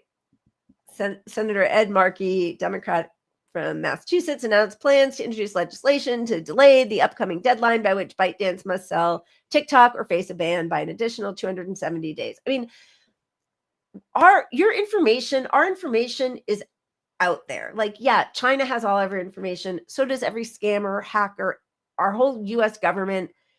Like, that's the least bad thing they're doing to us, is getting all of our information right now. The cops, right? The poisoning us, the water, the air, the food, the war, the no healthcare, the no money, the no housing, the criminalizing everything that poor people do, slave labor. I mean, nobody feels threatened by people having our information anymore. It's already out there. It's too late. It's done. It's out there. I mean, really what it comes down to is the reason they wanted to ban TikTok is it was radicalizing people. And in banning telling TikTok, the truth about Palestine. In banning TikTok, they are really radicalizing people. I mean, you took the financial incentives away from the TikTok moneymakers. And so what do? They're going to bite back, and they're going to fight you, and they're going to shame you, and they're going to join this Chinese propaganda site. Probably, maybe, at least a little bit, just to spite you. Yep. And you deserve it. So I don't think TikTok's going away. I don't think they're going to save it from the short-term ban. Right. But the short-term ban doesn't mean you can't be on TikTok. It means you can't access it. You can't create a new account and can't download TikTok anymore. So if you have TikTok on your phone, you'll still be able to use TikTok for a while. So there'll be this window of that until it comes back. Right. Because they'd rather have you there than on this Chinese site. The truly, potentially. I mean, the whole thing is so ridiculous. Nobody believes for a second that the US government is trying to protect us from anything. Like, it's very clear. So they can say that's what it is, but we all know nobody is fooled by that. They're not trying to protect our privacy. Every opportunity they use to increase their surveillance of us. They're not trying to protect us on any level. Speaking of, just a very, very quick, update on what's happening here in Los Angeles. They think the Pacific Palisades fire was started by an ember from fireworks that were shot off on New Year's Eve. I don't even understand that's possible. That it could have just lasted there for 7 days, 8 days. But I guess it's coming from the very same area where they were trying to put it out 10 days ago. Anyway, and that the Altadena one, which is the Eaton fire. So there's the Palisades fire and the Eaton fire. That's the Eaton is Altadena, which is the more middle class area, was caused by an electrical tower sparking. Yeah, I don't know. Yeah, I really don't know. Ever since I was a kid, I always thought and I'm not encouraging this at all. I'm just saying this is just a thought I had forever. Like, why isn't starting fires a terror? Why don't terrorists, if it's truly to terrorize a population and to hurt the economy, fires are right in front of you. Yeah. Like, what if ISIS starting fires? And you're just going to put it out there like that? No, I know. That's why I didn't tell anyone for 40 That's years. why you're not saying anything out loud on air. Yeah. But like with the climate and with where things are and the damage and devastation, you know, it's like that could be the next 9/11s that happen. And that's dangerous. I mean, that's why we have to do something about the climate. That's why we can't have governments that are inefficient. That's why we can't have billionaires owning half the country, half the state's water supply to make fucking almond milk. Over half. Yeah, over half. And of course, you know, Biden is going to get ready for this, $770 per victim. Thanks so much. And then, you know, they're all the politics explainers who are like, well, that's the FEMA, that's the limit, and blah, blah, blah. It's the law. And if you knew anything about it, thanks. Karen Bass, Angelinas come together to help each other out. It's what we do. Here are the Angelinas. She lists, thank you to Disney, Netflix, Wasserman, Hilton, Annenberg, and so many others for donating millions of dollars to relief funds. I mean, not a single mention of all, like she could have even just put it in one big sentence, but like all the mutual aid efforts and the people who are bringing us masks and the people who we see on the ground, like gathering goods and necessary, you know, essentials, toiletries, food for people, you know, like nothing about just like regular people. She's thanking companies because, as Mitt Romney said, businesses are people too, or whatever he said. Yeah, it's disgusting. And to hell with her. She's not going to last. No. Oh my God. But then, you know, I was actually shocked. I saw Justine Bateman, who, you know, was on the picket line and she's an act. I mean, I'm sure everybody knows Justine Bateman, the actress, Jason Bateman's sister, who was on Family Ties for years. And she was really outspoken about AI and how it was going to destroy creativity and the arts and our whole entertainment industry on the, you know, picket line all the time, really militant about it. Wrote something the day that Trump won that she could now breathe a sigh of relief, which was sort of shocking. And now is coming to the defense or support of Caruso, who was vying to be mayor against Karen Bass, he's a Trump guy, you know, billionaire real estate developer, because Pacific Palisades burned down to a crisp, like nothing standing except his outdoor mall, because he hired, you know, his private firefighters, and they used water, which is all of our water, right? That saved. And she used that as an example of what we could have had. Like he would have paid for the whole city to be protected. And by the way, he could and should have now, whether you're the mayor or not. Like, where are all these billionaires protecting the city? I don't know. It was just surprising to me. I thought she was on the other side. I thought she was on the correct side. Yeah. I mean, this is where class solidarity is. Yeah. Trump's, you know, I don't know. It was just really disappointing. Don't make me choose between Caruso and Bass, but they're both shitbags. They're both shitbags. Yeah. The, you know, rent gouging, of course, even though it's illegal, they're tracking it. This was from, I think, 2 days ago. And this user was showing, you know, there are all these different docs that are going, Google Docs going up, tracking the price gouging map, showing where all the rent gouging incidents have been happening in LA. Right now, they're mostly happening in the wealthy places, like things that were $15,000 a month are now $30,000 or $50,000 a month. I mean, it's disgusting. But this is happening. Yeah. But that's an area where to pretend the government can't do anything about that is ridiculous.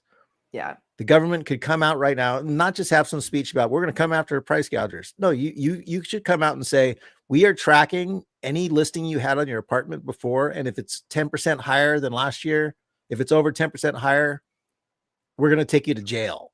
Yeah. You're going to go to jail over it. Right. You know, and that's what you do. And you make some examples. Yeah. Yeah. No, but the examples are the looters. That's what they're doing. Right. That's all they care about. Mike, that's really interesting. And that actually makes a lot more sense. I keep trying to put my head around it. The story about the Ember was initially reported on by Washington Post, which, you know, Jeff Bezos, Don't believe the week-old Ember story. It's Democratic propaganda trying to blame the fire chief instead of the Dem mayor who took money from the fire department to give to cops. That makes a lot more sense. I have to keep digging into it, but that's well, as you know, we had the Film the Police guy on, William Good, last week. Yeah. And he pointed out, look, he's in the camp supporting the fire chief, and the fire chief, by all practical, like, you can track this stuff, she's been fighting to change things, and yeah, for she's a year. been trying to do the right thing and get a budget that can fight a potential tragedy. She's been ringing the alarms forever. And she's also extremely qualified. So this whole DEI hire bullshit is just disgusting. Ridiculous. But, like, you know, Democrats want that narrative too, because, you know, they love cops. Yeah, because the money has to go somewhere, and the cops want it, and the LA cops are a fucking gang. It's disgusting. Yeah. And the Democrats are beholden to their donors, and there are all these huge businesses, and the businesses want cops to protect their property. This was actually from Film the Police, Will Good. This video goes on for like over a mile of cops just parked on the side of the PCH, Pacific Coast Highway, doing nothing and making overtime for it. And then there's video of National Guard on one side, just like standing there with their guns, and the other side of the street, this is, I think, in Altadena, is people doing mutual aid, showing up with, you know, these big, you know, planks of water and food and clothes and toiletries.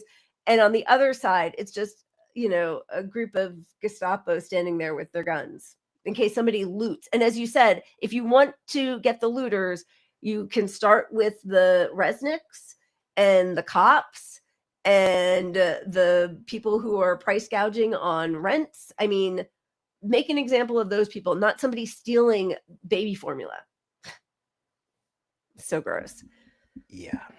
All right. What do you think? TikTok. We don't have much more on TikTok. We don't. I mean, there were so many good videos. There's not much interesting new news on COVID that we pulled, but no. Although I did think it was interesting that BNO is back this week for the first time in a few months, talking about the weekly numbers, which aren't good. New cases 260,000, and new deaths 883 this past week from COVID.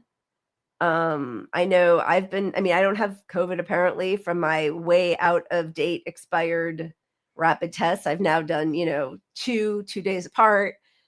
I know my son is sick at school, and my other son he said everybody on the team, his roommate, everybody is sick. Like, you know, it's, we're just one big mass petri dish. Yeah, I think from my personal experience, I'm seeing a little bit more masking, not a lot, but I'm seeing a little bit more.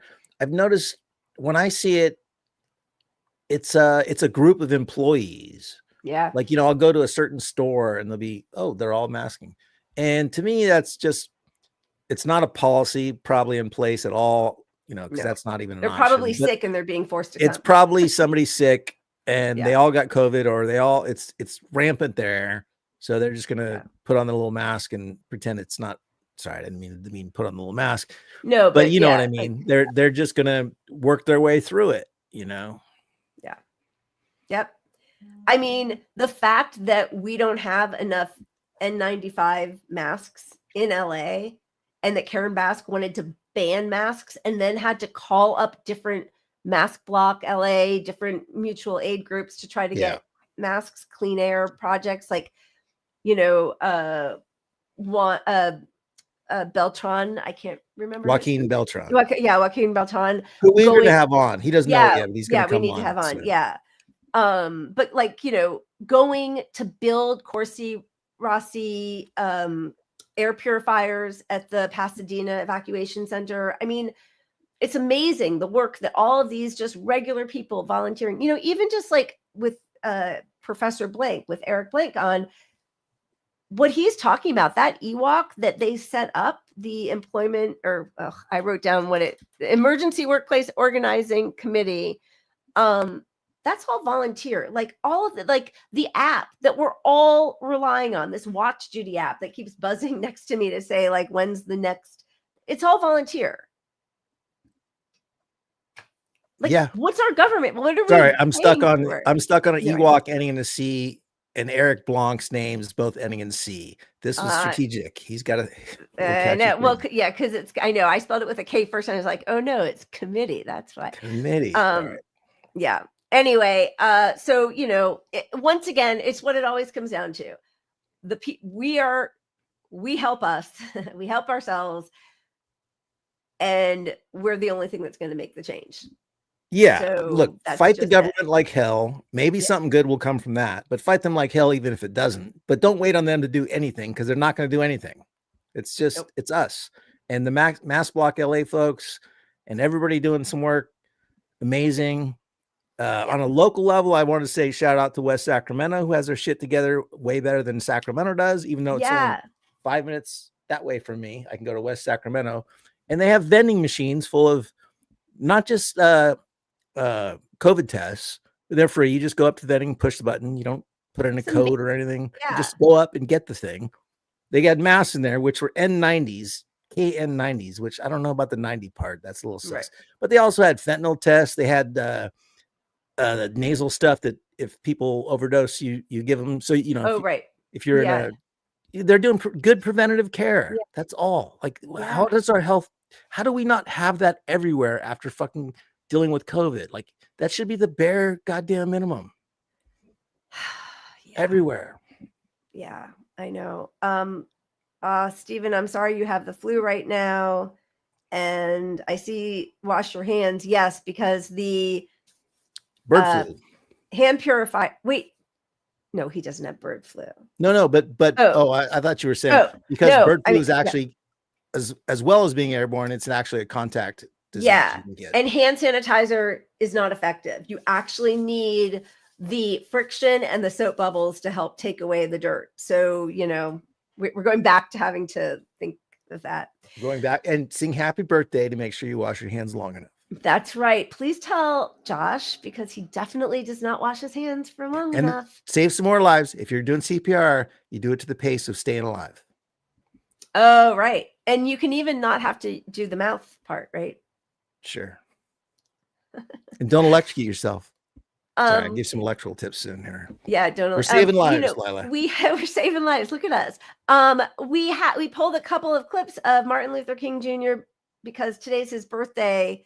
But that's not what we're going to go out on. So do we just skip it? And it's always good to hear from Martin Luther King Jr. We can hear from him another time. I think since you put it out there, we need to show one Martin Luther clip and the three evils. We'll do our outro. We'll do his three evils really quickly.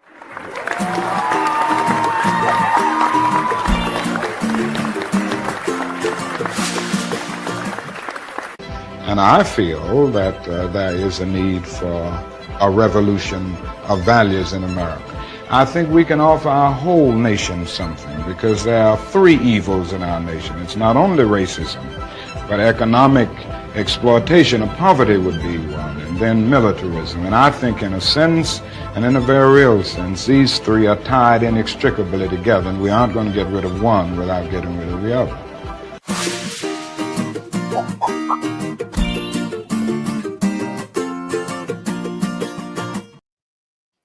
January 15th, 1929 was his birthday. And as soon as he started talking about poverty and militarism, the U.S. had other thoughts for him.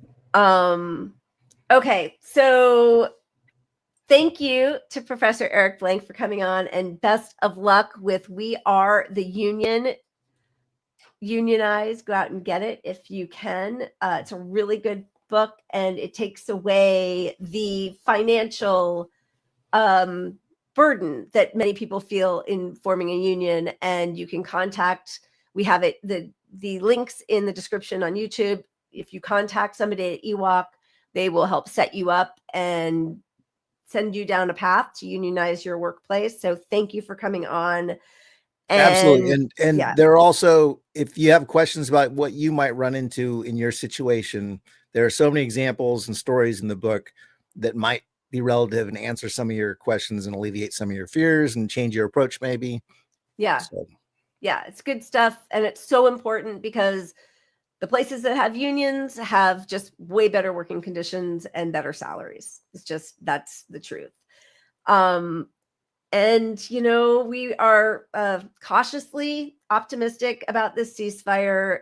We know it's not the end of the tragedies and the genocide because Israel is using every opportunity to continue. But for now, we will celebrate. Thank you all. We love you guys. Keep punching up. We'll see you on Sunday. Cheers. See you Sunday.